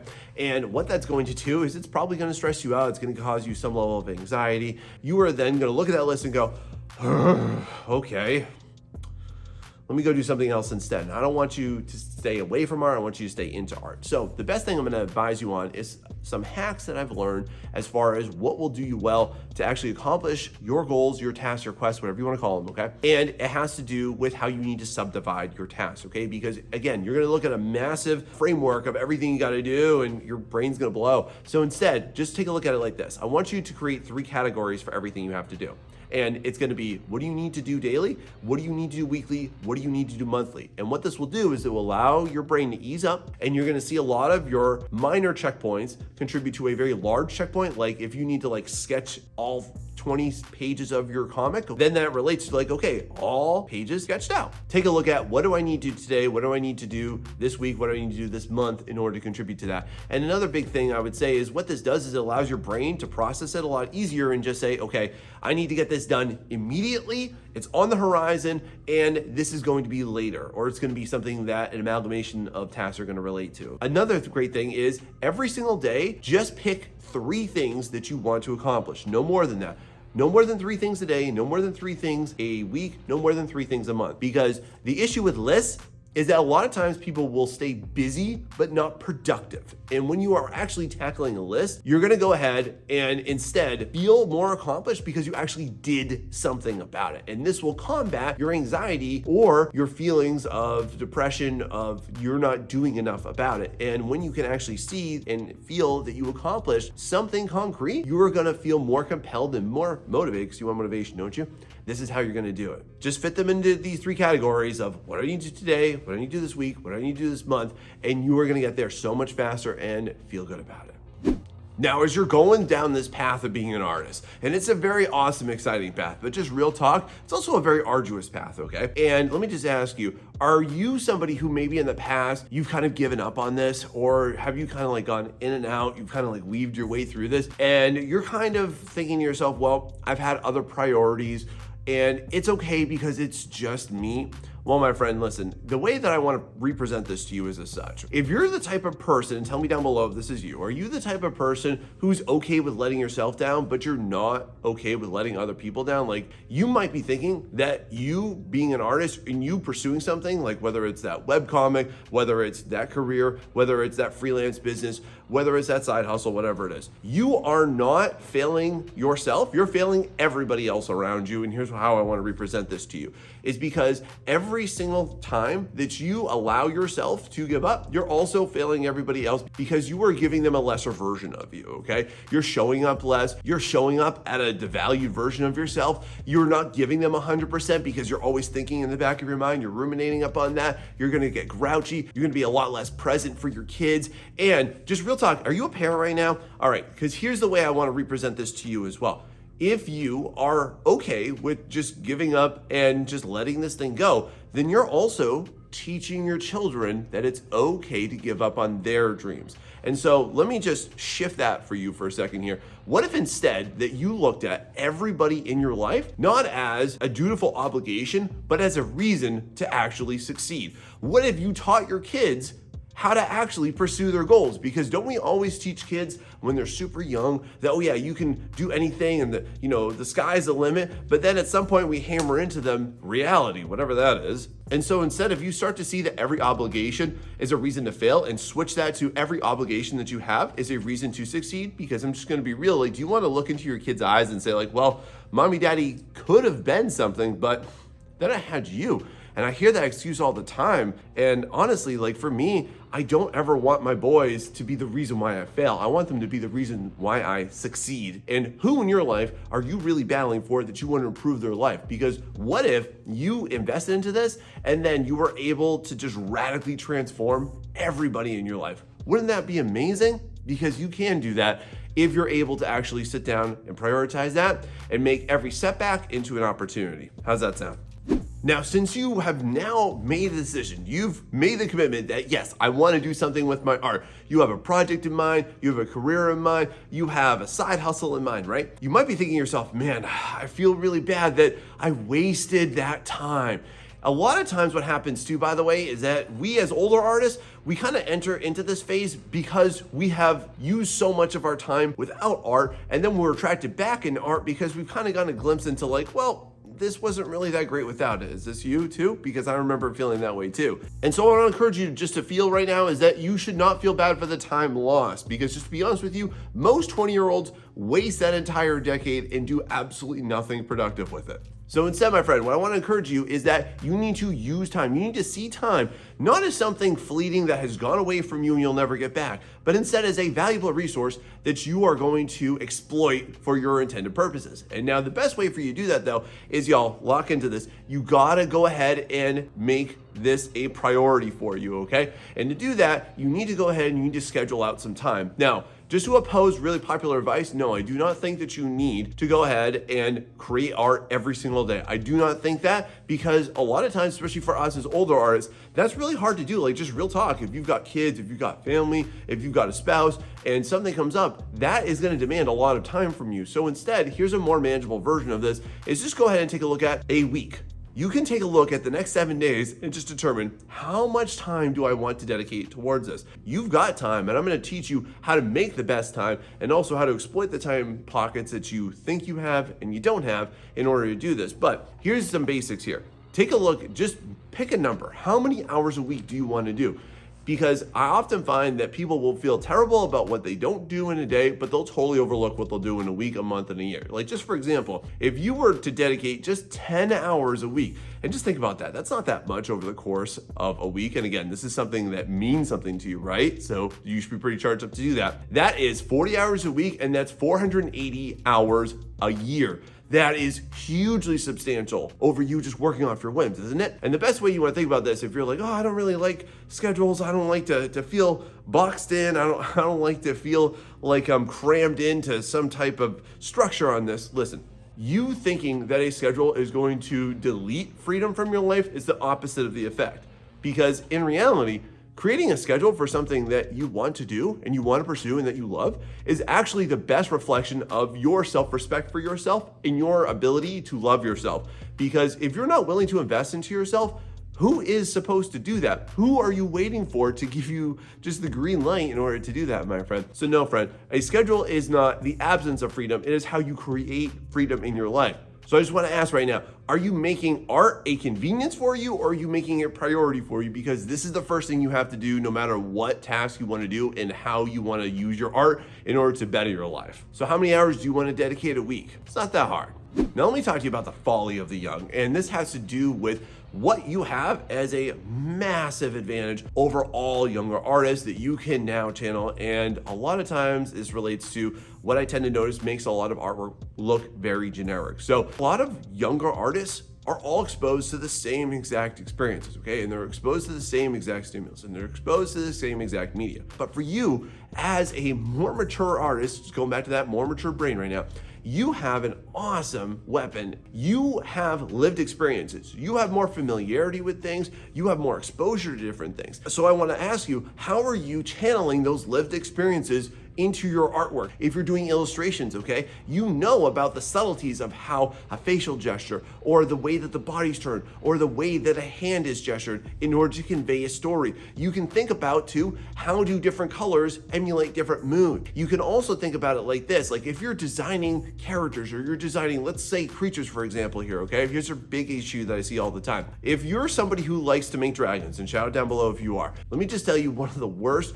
most simple practices I see so many dragon artists make is that they only look at other dragons. And y'all, if you've never known this before, dragons aren't real creatures. So a lot of younger artists will just take a look at other dragons by other artists and just try and like copy and paste different things. But for you, friend, you can think about it like this. You know that there are different creatures inside of a dragon, okay? Especially an Eastern versus a Western dragon. And you can create your own dragon. And you want to think about the different biomes that they live in and what creatures live in those biomes. Like a frost dragon is not going to be the same as like a near water dragon. It's not going to be the same as a forest-based dragon. And what creatures would would influence that. Another really awesome example is, hey, are you creating any type of a story, whether it's a video game, whether it's a manga, anything like that? Think about how most younger artists have literally lived the first 25 years of their life living the same thing as everybody else. But for you as an older artist, think about what is a meaningful message that you want to send to everybody, both in your age group, above your age group, and below your age group too. That's a really powerful tool, isn't it? Have you ever considered that? Because this will be game-changing for you and will make your stuff way more interesting. Try it out. Now, this next piece of advice, it's gonna hurt at first, but I'm gonna tell you, if you actually stick to this, you are going to thank me in 2 years, and here's why. Initially, when you're starting off, okay, one of the best things about you being an older artist is that you should be a lot more secure in what you're doing and what you actually want to do. And one of the most horrific issues that I see with younger artists, and it's because they're listening to a lot of honestly bad advice about this, is that they're trying everything and they're like, I'm gonna do this, I'm gonna start a Patreon, I'm gonna start a YouTube channel, I'm gonna sell at conventions, and I'm gonna start commissions, and I wanna go work at Blizzard and Riot. Not to say that any of those ideas are bad, but when you're trying to do all of it at once, it's just crazy town. You can't do that, okay? So one of the best things I wanna advise you on right now is, at this stage in your life, y'all, you need to pick one thing. Start with one thing, okay? This is where, again, like this is like the first mound for your sandcastle. You wanna just pick that one thing, and I want you, again, this is gonna sound painful, to just hunker down and just do that one thing, focus on that for the next 365 days. So this is real simple. If you're like, well, Sean, I don't really know what that one thing is. It's not that hard, y'all. Let me just ask you this. If you could do something for the next 10 years and you would love it, whether or not you got paid for it or not, what would it be? That's your one thing, okay? And now some of you are gonna have this reaction because I know how you think, and you're gonna say like, well, Sean, I'm a creative. I like so many things. I have so many interests. Great. You're not special on that. We all are, okay? You've got a lot of great ideas, but you need to just focus on one thing that you will be known for. When you think about your favorite companies, when you think about your favorite artists, they all got discovered from doing one thing, and then they built out from there. Y'all, this is not pigeonholing you, it is focusing you like a laser. How's that sound? And so this heavily opposes this ridiculous cast a wide net and catch no fish option that you've probably heard before, right? And screw diversifying everything you're doing, and we'll talk about that and why that's a bad idea today too. But you need to instead just wholly focus down into this version of yourself, because this will bring you the greatest success and the fastest success. And just to give you a personal example, I started out as an art teacher, then I started my freelance business, then I started my YouTube channel where I teach people how to create art and how to grow their art business. Then I started my Art Mentorship, and I've got stuff planned in the future I can't wait to tell you about when that time comes. That's been my path, and you'll notice that all of those things relate to one thing. See how that works? That's a great sustainable model for you, and it's one you've probably never been told, right? But listen, y'all, you can do anything in this life, but you cannot do everything, and I really think that you're ready to accept that, aren't you? Now, the next big strategy I'm going to introduce you to, and it's going to really make a world of a difference, is if you go ahead and hit that like and subscribe button so I can continue to drop little pearls of wisdom for you right here every single week, okay? And if this is helping you, by the way, please share it with somebody that you know and love so that it can help them too, help them get through this tough time, and help them envision and help them create the best artistic version of themselves, because that's what I'm wholly focused on. And then also, and now that you did that, and now that you paid the price for this course, let's go through the next step. And now that that's out of the way, make sure you start doing this. Now I'm gonna go on a limb here and say that you're probably where you're currently at right now. It's not where you wanna get to, right? And I'm gonna tell you why that mindset right now is destroying your progress, it's sabotaging you, and it's why most artists will never make it to do the things that they want to do. And that's so sad, because you got a great idea, don't you? And then we're also going to take a look at how do you flip this on its head and how do you take action upon this. For example, most artists are going to not be satisfied until the end. And are you like this? Are you somebody that like you don't like an artwork until the end, or you hate the process all throughout? And this typically gets entangled with this mindset of like, you got to love the process, or you got to trust the process. I'm just going to be real for you. That process sucks. so much of the time, doesn't it? Like literally, I always talk about this, and I talked about this in my previous video, about how like the middle of your project, it sucks. It's what's called the valley of despair, where you're just like, I hate everything about this. And that's okay, and that's not abnormal, and you're not a lesser than artist just because you don't like some part of your process. That's perfectly normal. I go through my ugly phases in my artwork too, okay? But the thing that you instead want to do is incentivize your progress. Instead of you being negative about it, instead of you turning on your computer or rolling up to your canvas, whatever it is, and you just go, ugh, this sucks today.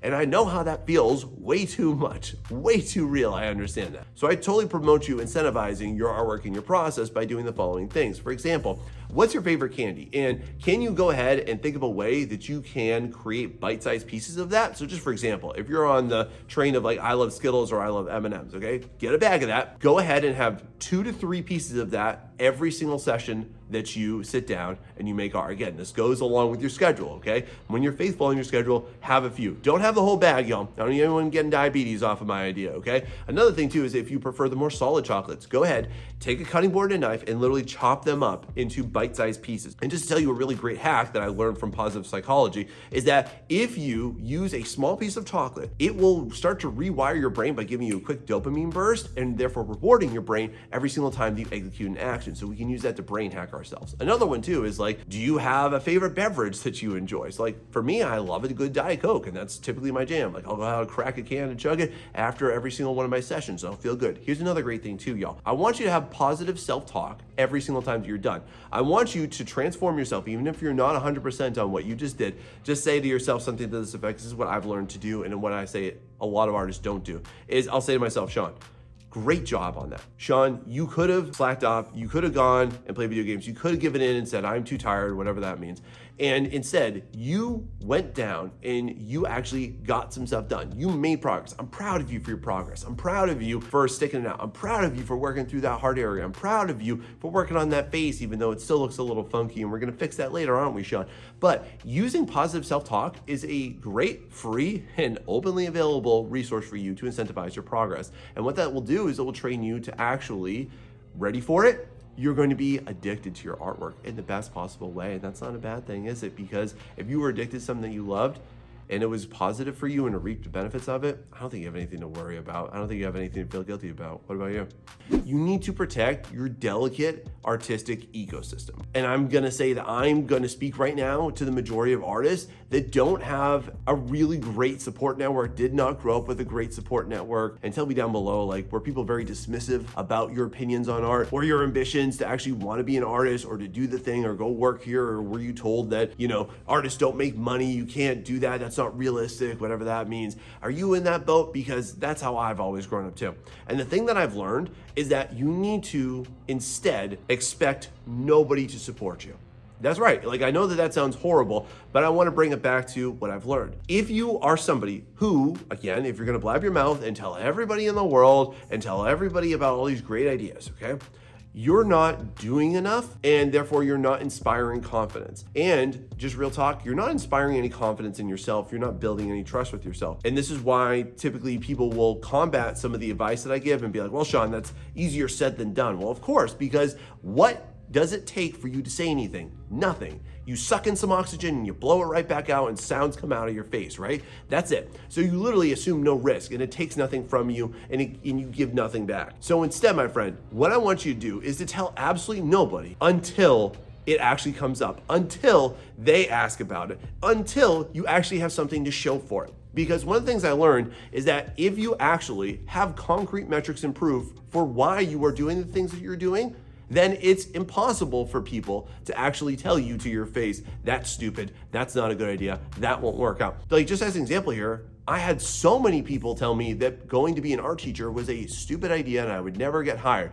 I got hired literally 6 months after I graduated from college, okay? And then also I had people tell me that, oh, a freelance business, that's never gonna work out, that market's dead, you're not gonna make any money. 10 years later, now they respect me for it. Why? Not because I told them I was going to do it, because I did it and I have proof of it. And that also gives you a measure of confidence against anything that they say back to you. Like, it's really hard for anybody to tell me like, well, Sean, the art market said, really? Check my PayPal account. It says otherwise. And another thing that this entails too is that you should totally, at this point in your life, you should not care about anyone's opinion other than the people that you actually care about. Especially as you're older in life, you start to have a smaller and smaller circle of opinions that you care about. And my friend, unless somebody is telling you something and they're in the position that you want to be in, they're living the life, and they have the money that you want, and they have the art career that you want, screw their opinions because they don't know what they're talking about, and they're not anybody that you need to listen to. Again, you need to protect your artistic ecosystem so that you can actually grow it, okay? You don't want anything casting shade onto the fragile seedling that is your artistic potential. And the way you're gonna do that is expect nobody to support you,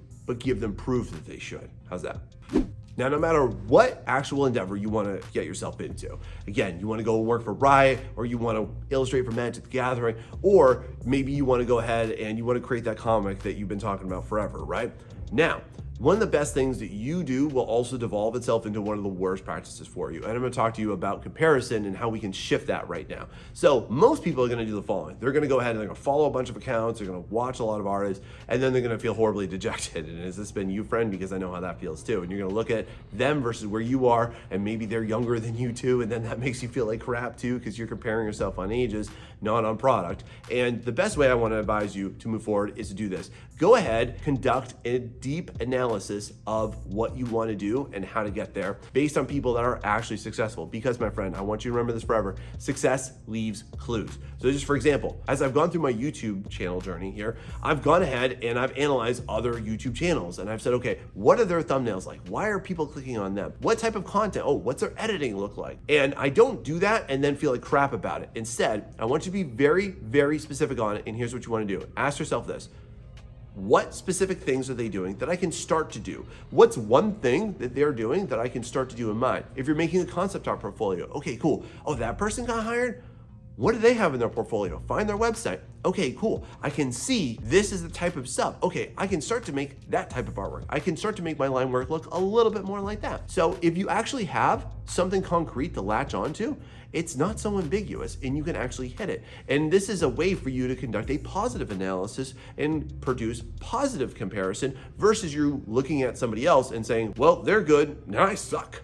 So instead, be very deliberate in your analysis of them, because if you're comparing, you're feeling like crap. If you're analyzing them, you're looking for data. And that's how I want to ask you, what are you doing right now and who are you analyzing in order to grow, in order to get better, in order to start the thing that you want to do? A big thing for me too, like just as an example, I'm in the freelance business, okay? And I continue to take a look at everybody that gives advice for art commissions. And what I'll generally tell you is that 90% of people giving advice at art commissions suck at it. They have horrible pricing, they have bad practices, and just another thing you start to do, just like I did, start to evaluate the people giving you advice too, because one of the things I found is that when I was trying to learn how to freelance and increase everything that I was doing, I learned that honestly, like most people giving freelance advice can't even crack $100. And I was like, well, clearly that's not working. And so sometimes too, you analyzing what doesn't work is just as valuable as analyzing what does work. So let me ask you, like, who are you analyzing and what are you specifically looking for out of that?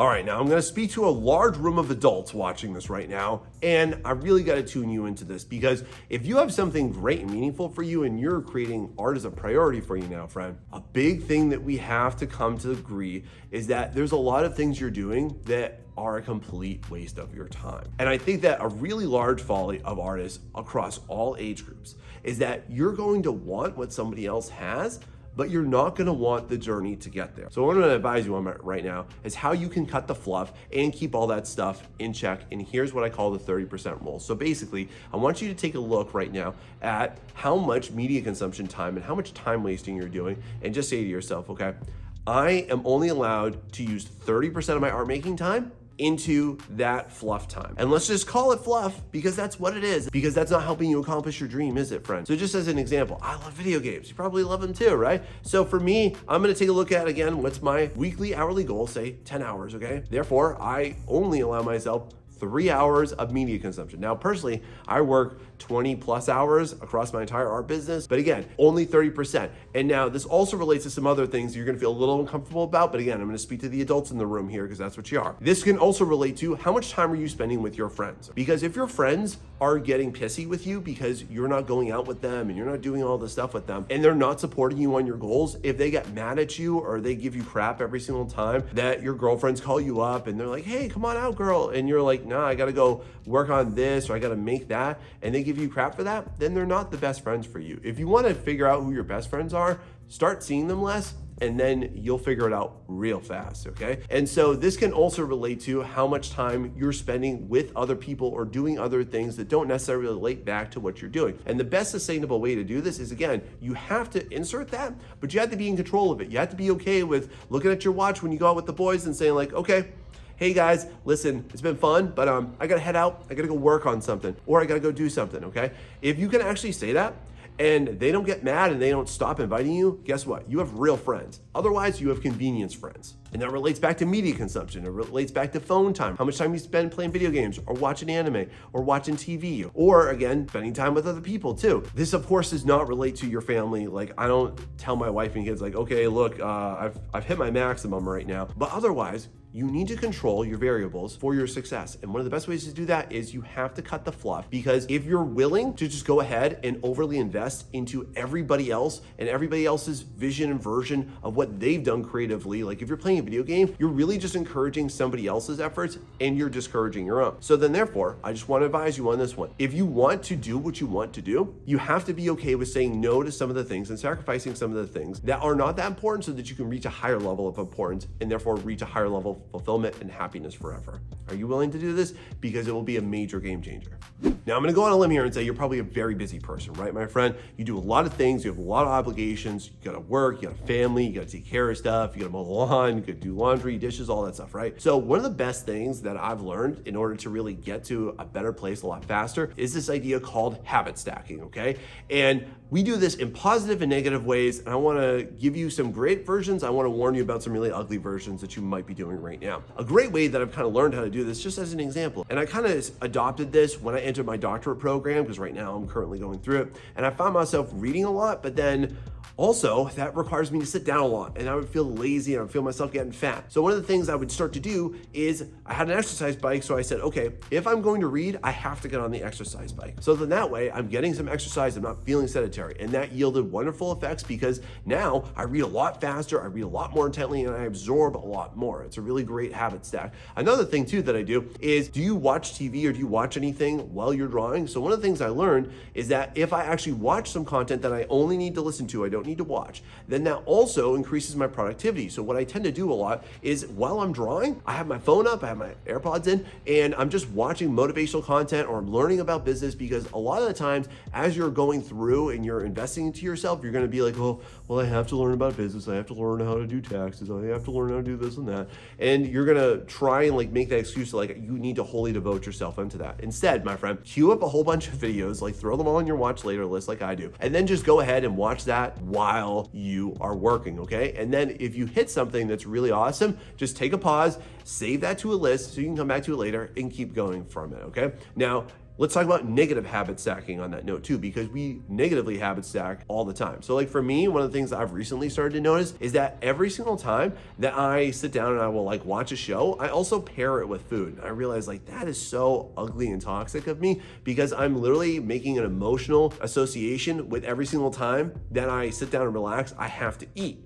And do you do this too? Because I've realized like I can't do that anymore. So one of the things that I'm now starting to shift that towards is if I'm gonna sit down, I'm gonna watch my favorite anime or show, I'm gonna go ahead, I'm gonna grab some free weights, I'm gonna grab some resistance bands, I'm gonna work out while I do it. And then that way, again, I'm more compelled to actually be a healthier version of myself that I can then bring forth artistically. And then on my earlier note, another thing that we start to do a lot for negative habit stacking is that you will create habit stacks with competing interests. So just for example, if you're really trying to invest into your artwork and you're also really trying to watch your favorite show, you can't do that, okay? Especially if you're trying to watch like a subtitled show. So you gotta give up one for the other. You might need to give it up for ambient sounds, you might need to give it up for some lo-fi music. Like for example, when I read, I realize I can't sit there in complete silence, it makes me fall asleep. So what I started to do is I found lo-fi channels I could listen to on that. So what positive habit stacks do you want to form, or are you currently doing right now? Share it out.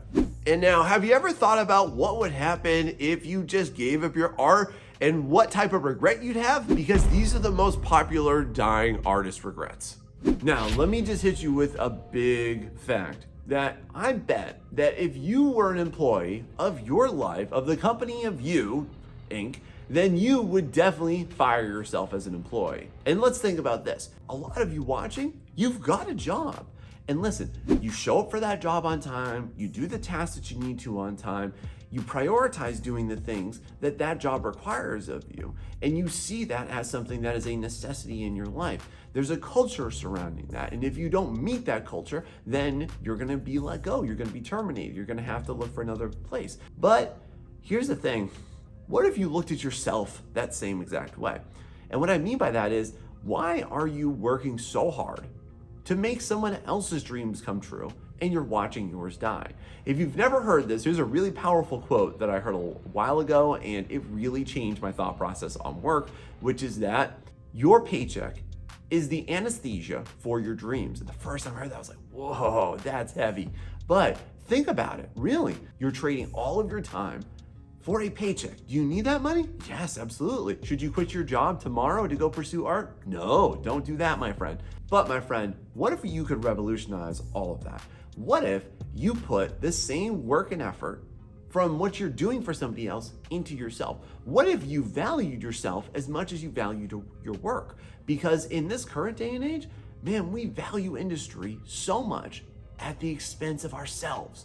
Why are you prioritizing everything for somebody else's dream, but your dreams withering and dying, and you're making excuses, and you're telling yourself you don't have time, and you're telling yourself you don't have energy, and you're telling yourself that you're too tired?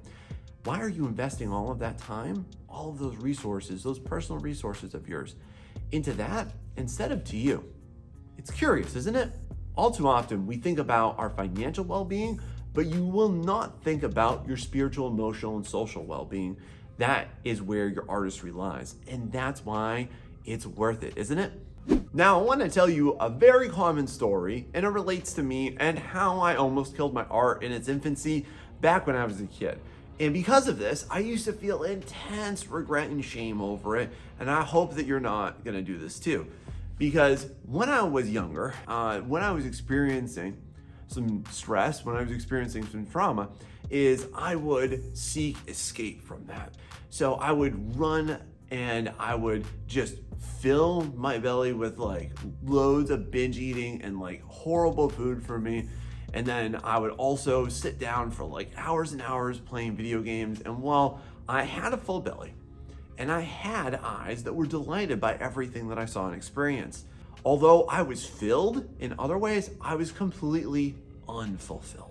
Which leads into this question: what are you doing that actually focuses on what matters, that's going to bring about the change that you want, that's going to bring about the results that you want? And what are you focusing too much on? Now listen, I'm not trying to make a PSA about not having friends and not having family and not playing video games. No, friend, listen, I want you to enjoy life. I want you to enjoy people. I want you to enjoy your experiences. I want you to go places. I want you to play a game or watch a show every once in a while, okay? But here's a really hard question you have to ask yourself. What is the split on that? What's the percentage that you're doing that stuff? You're wasting your time on idolatries, things that actually aren't mattering to your life, aren't ever gonna make a difference. And what's the percentage of the time that you're actually working on what's meaningful for you? What's the percentage that you're actually working on your art? And what I wanna correct on here is that whenever I say this, I think sometimes people take this too extreme. Like, I'm not telling you that you can't do that stuff and be an amazing artist and be successful at the same time. No, friend, what I'm gonna say is this, is that you need to honestly take a look at this fact. In 5 years, you can change your life.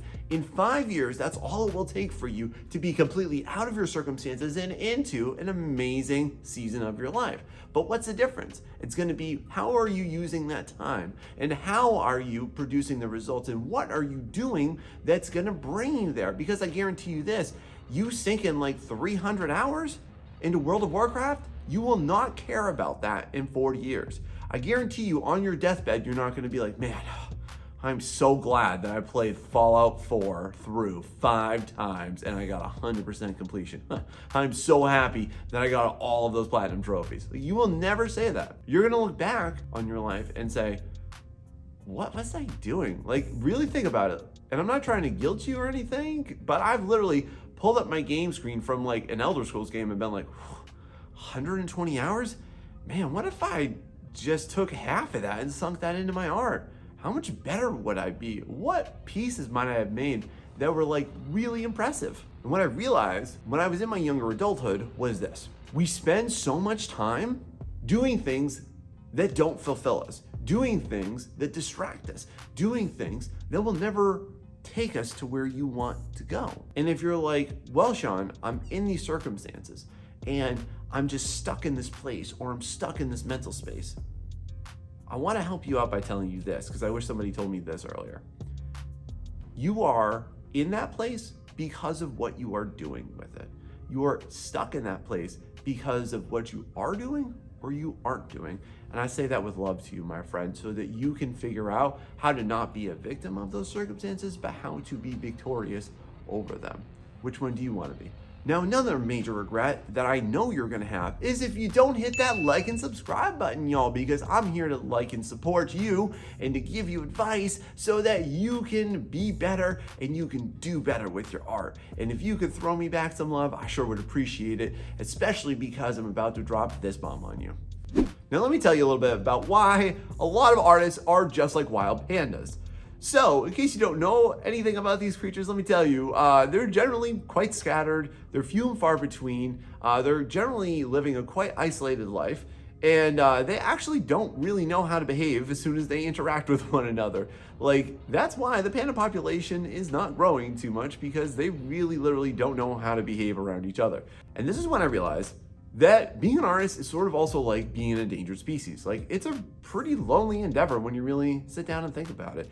Because what are you doing? You're inside, you're away from other people, you're generally not in a space that has any type of nature involved in it, you're generally not in a social setting, especially like once you're outside of school and you're done with all that, or you're not in a job space that involves art, you're generally just really isolating yourself, and you're doing it voluntarily. And that kind of brings into this regret of trying to be an artistic hermit. Like, you locking yourself in your art cave sounds like a really wonderful solution for some people. And I used to be the same way. Like, I really used to take pride in being a lone wolf. And first off, I just want to let you know that you should be okay with being by yourself, because there's this famous quote that goes something like this: all of man's problems stem from his inability to be alone with his thoughts in a room by himself. And the first time I heard that, like, that really hit me. And I agree with that. However, though, you need socialization. It is not just something that's nice, it's something that's literally built into the fabric of your being. And as an artist, your purpose in life is to connect with other people and to use your art as a vehicle for doing this. And if you're not trying to build those bonds and trying to be sociable, it's not going to do well for you. By being exposed to other types of people and developing relationships, it's going to deepen the relationship with yourself and your artwork. Sometimes even maybe some of you, and tell me if this is you down below, that perhaps you've been really hurt by other people and you've been afraid. I've been there too, friend. Like, listen, I literally felt like a turtle for a large part of my childhood, and whenever I got scared, I would like go into my shell. And the way that I started to bring myself out of that was I would force myself to go into social situations, even when I felt uncomfortable. And I would talk to people and I would ask them questions. And I discovered this, that developing social bonds is nothing about what you say about yourself, because people don't care about you, real talk. They want you to ask questions about them. So what I learned to do was to just ask people questions. And this is also when, like, I started to talk to girls, and that's when eventually I met my wife and everything. And you know, I've never regretted doing that. So one of the things I want to ask you is, how are you going to start to be a little bit more sociable? Can you join some groups? Can you join some local draw communities? Can you join some Facebook groups? Digitally too would be great. Like, can you join Discord servers? And hey, if you want to join the best Discord server, go ahead and join mine. It's down right below in the description there. Welcome to the art community once you get up in there, and enjoy everything we do, because it's a great booming little place. And I'd love for you to be a part of it if you haven't found your home, because I made one for you. But overall, you need to think about how you being an artistic hermit is also a way of not from you shutting off other people, but also shutting off a portion of your humanity. Have you ever thought about that? Now, this next regret involves how I've seen so many artists willingly drown their potential rather than use it for their benefit. And this entails this fact is that life is very uncertain. We never know what is going to happen. Unusually, whenever we hit any type of snag, one thing that we immediately seek to do when we don't have order is we seek control. So this regret is all about, why are we treating art like it is an impossible task? Why are we treating it like it's so unsafe? Why are we treating art like it is something that you absolutely cannot attain? Like it's something that's just so mystical and it's so special and it's so impossible that it's absolutely not gonna happen for you, or it's like just the distant horizon, and no matter how hard you run, you're never gonna catch it. And what I'm talking about is the regret of you not taking a chance on yourself. That's the bottom line here, is that there are so many artists that are so afraid just to invest into themselves, just to be an artist, just to start to move towards it. And it doesn't matter what version of this you want to be. You want to be a great hobbyist, you want to be a part-time artist, you want to be a full-time artist, okay? Every single one of those is amazing. And if you're like, well, Sean, I'm afraid I'm not going to make any money. Guess what, friend? There's loads of unemployed doctors and lawyers. And there are loads of circumstances that are going to come your way that inevitably are going to form some type of blockade or barricade to what you want to do, friend. But sinking yourself into this fear will lead most certainly to imposter syndrome, to shiny object syndrome, and you focusing on fool's errands that are not going to move the needle because you're just too afraid to invest into yourself and to commit to yourself, friend. Like, for example, tell me if this is you down below. Do you ever do excessive work and excessive prep before you actually do anything artistic? Like, do you ever just like spend hours collecting references and then you read all about how to do better and then you're like, oh, I should draw, but no, I'm gonna watch like a whole bunch of YouTube tutorials first. Y'all, that's just stalling. But here's what I'm gonna let you know, and it's this. Fear will kill you more than failure ever will. And it's inevitable that if you're not facing failures, you're not trying hard enough, you're not executing, and you're not taking the proper steps, and you're not taking better actions towards bettering yourself. And then now you might be like, well, Sean, I'm just not a confident person. Listen, I get you. How do you crush that though? Action will always crush doubt 100% of the time. If you just take some form of action, even if it's not the right one, after you do that enough times, you just become numb, you just become calloused, my friend. So for you, why don't you develop some real heavy calluses on those artistic hands? Now this one is really gonna get a lot of people, especially once they get into their older age, and especially, unfortunately, once it's too late.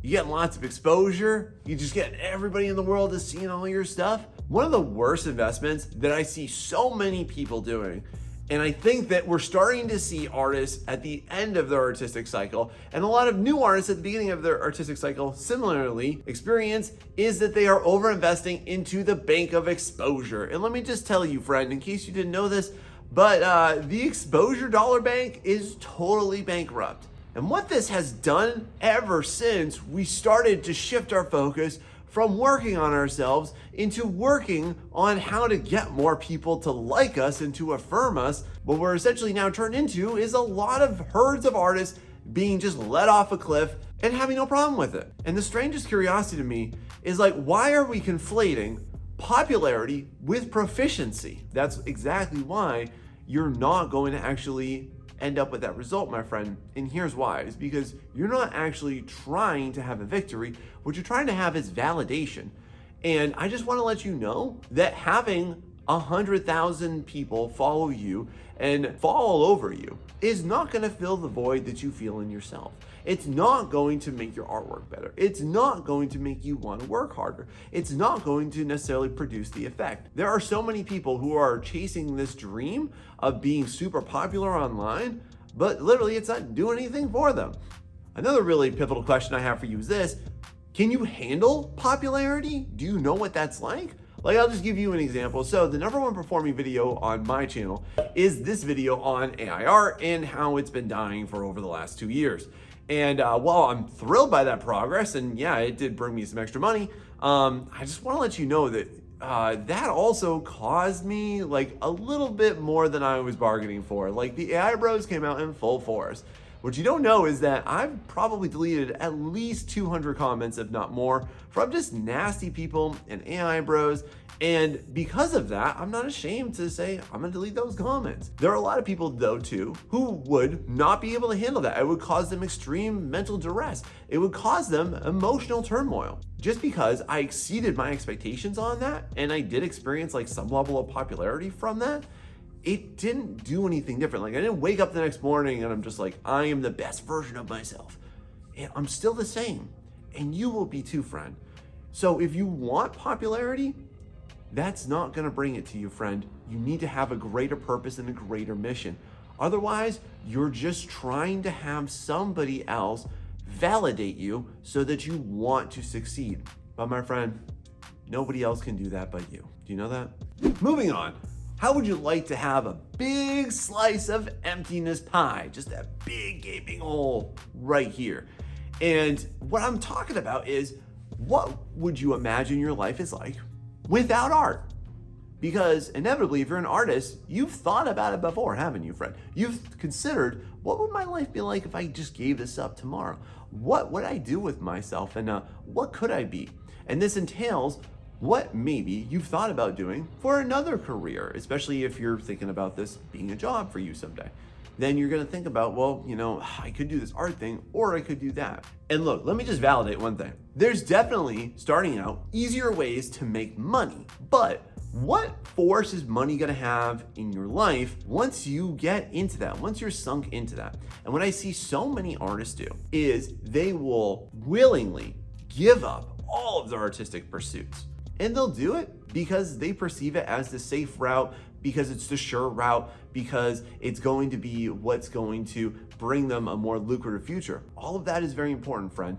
But counterpoint, what's life gonna be like when you did that and you sacrificed yourself? You sacrificed something so meaningful. And I just wanna ask, what does that feel like to you? Like, what is your emotional response just to me proposing that idea to you? And even look, if you're an artist and you're only in this for the money, yeah, there's way easier things that you can do for it.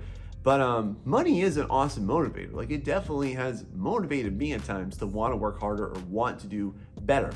But at the same time, when I really think about it, that really just comes down to what I want and what potential that I see for my art. It's not just the potential for money. It's always just been, what's my potential? What's my greater commitment to myself that I'm able to unlock and I'm able to achieve? And if you sort of framed it like that for yourself, what would that be like for you, my friend? You can definitely follow the golden goose all through your life. But is that really gonna bring you happiness on your deathbed? Are you gonna be like, man, I wish I made more money? Or are you gonna be like, I wish that I took a little bit more time for myself? I think you know which one it is. Now let me ask you, are you an artistic polygamist? Are you so interested in just taking your creativity and multiplying it rather than dividing it? Are you somebody that is just so full of enthusiasm for every little thing that comes your way, and you're like, I got this great comic idea, let me work on that. Oh, I got this great character idea, let me work on that. Oh, I got this great game idea, let me work on that. Oh man, what's that up over there? Oh God, is that a new program? Let me go ahead and try that. Is that a new medium? Let me go ahead and try that. Ooh, knitting, I've never tried that. Let me try that. Do you just feel like you are just consumed by all these great ideas and no time to actually sink into them? Well, my friend, this one's for you, but the next regret of dying artists is not having one memorable thing. All too often, we think that we have to diversify everything that we're doing way too much, and especially way too early before we've even established ourselves as artists. We think that we have to be doing 20 different things. And basically what we hope is that if we lose 20 arrows, that somehow every single one of those is gonna hit. When realistically, you're probably missing every single one of those targets. So this kind of breeds what's called creative confusion. And this is when you are just thinning yourself too much and you are just trying to do something and a little bit of everything. And what is that inevitably going to bring you? It's a whole lot of lackluster product. And I want you just to consider it like this, okay? Do you want to be, and do you want the results of your efforts to be a mile wide and an inch deep, or do you want it to be an inch wide and a mile deep? because this is where specialization comes into play. And usually this is where people buck back sometimes when I suggest this and they're like, but Sean, I've got all these interests. Awesome, great. But think of it like this. Where is your priority list? Because here's just a fact, y'all. You don't have time in life to do absolutely everything to the exact way that you want to do it. And what that's gonna do, it's gonna force you into a creative torture chamber where you're just gonna feel like you are just inevitably gonna be this victim of your creative impulses. Not bad to have those ideas. It's very important for you and necessary for you to sit there and sift through all those and be like, this is what I'm gonna focus on. So how about this? Have your number one, maybe a number two up on there too, perhaps, but have one thing that you're working on. You don't even have to dedicate your whole life to it, but dedicate yourself to it. How long should you do that? I recommend you do it for at least 3 to 6 months. Focus on that comic, focus on those characters, focus on that game you want to make, focus on anything that you want to do. But if you're not focused on it for 3 to 6 months, you have no metric for gauging your success. You have no metric for gauging what your potential is. So are you somebody that goes like week to week, day to day, a couple days at a time, and then you're just like, oh man, this isn't working for me? Yeah, you're right, it's not working for you because have you ever thought maybe you're not working for it?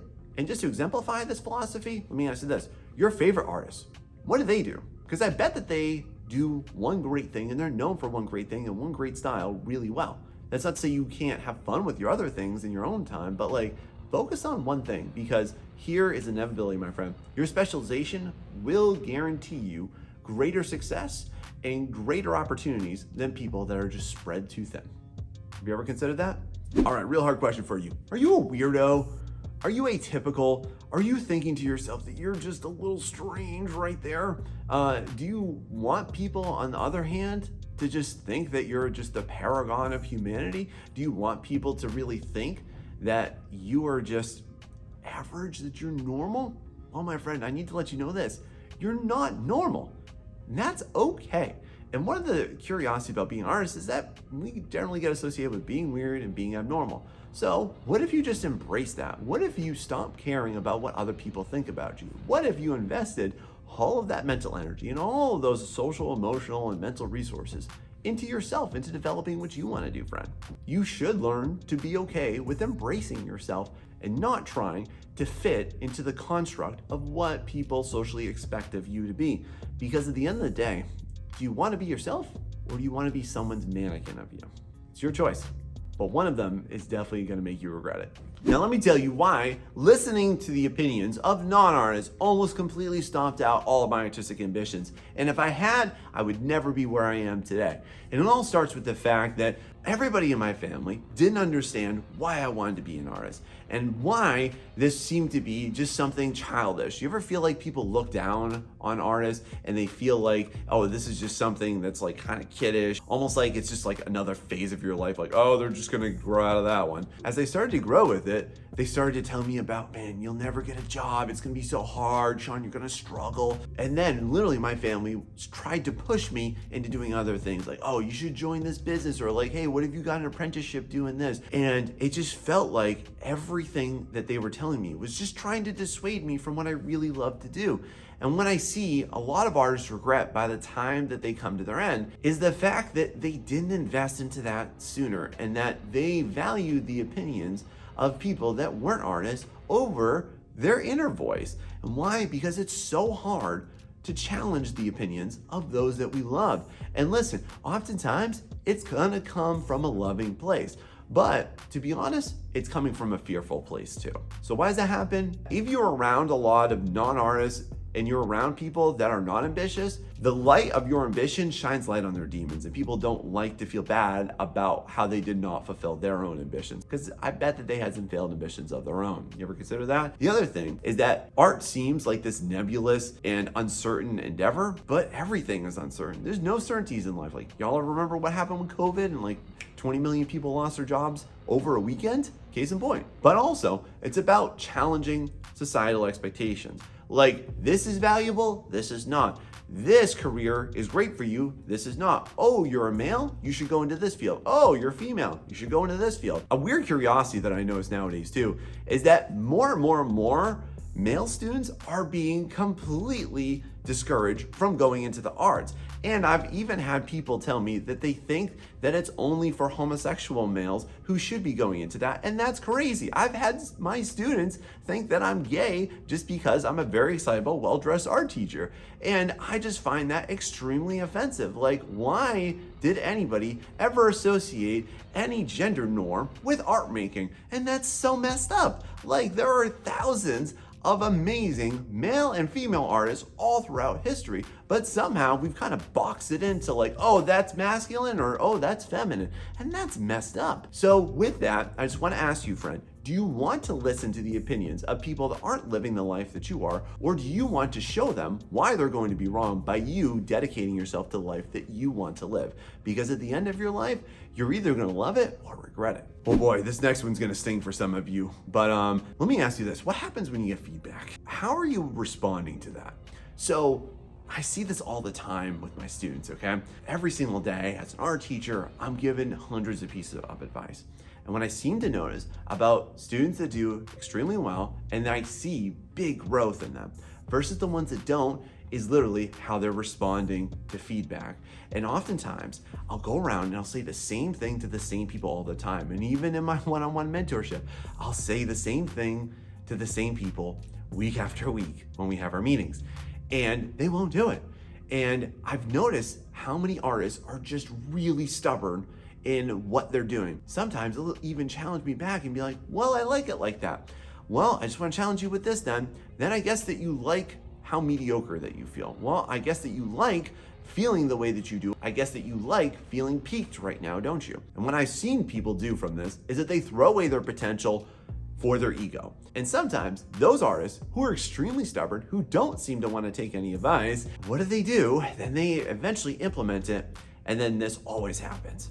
And they'll be like, Sean, I didn't want to do that, but I'm so happy that I did. You were right. One of the things that I would wish more artists would do is just be more open to feedback and critique and applications. Because just to be honest, if you're not feeling good about your art right now, you're probably going to regret not taking some steps differently than what you're currently doing. And literally what you're just trying to do and that you don't know that you're currently afflicted by is just you're paralyzed by fear, okay? You are just currently entrenched in what you're doing, not because you actually feel comfortable, but because you're avoiding discomfort. But my friend, I want to let you know this, that through fear, that's the way. Through fear, that's going to unlock your highest potential. So don't make moves away from fear, live in fear more. What if you did that? Now, as you're watching this, you might be thinking to yourself, well, Sean, I just don't have the motivation to keep it going. And what should I do? And how do I get more of this? How do I harness this? Well, I got you, my friend. Go ahead and check out this video series right here so that you can get some endless art motivation that helps me and will help you too. Thanks so much for watching. See you next time.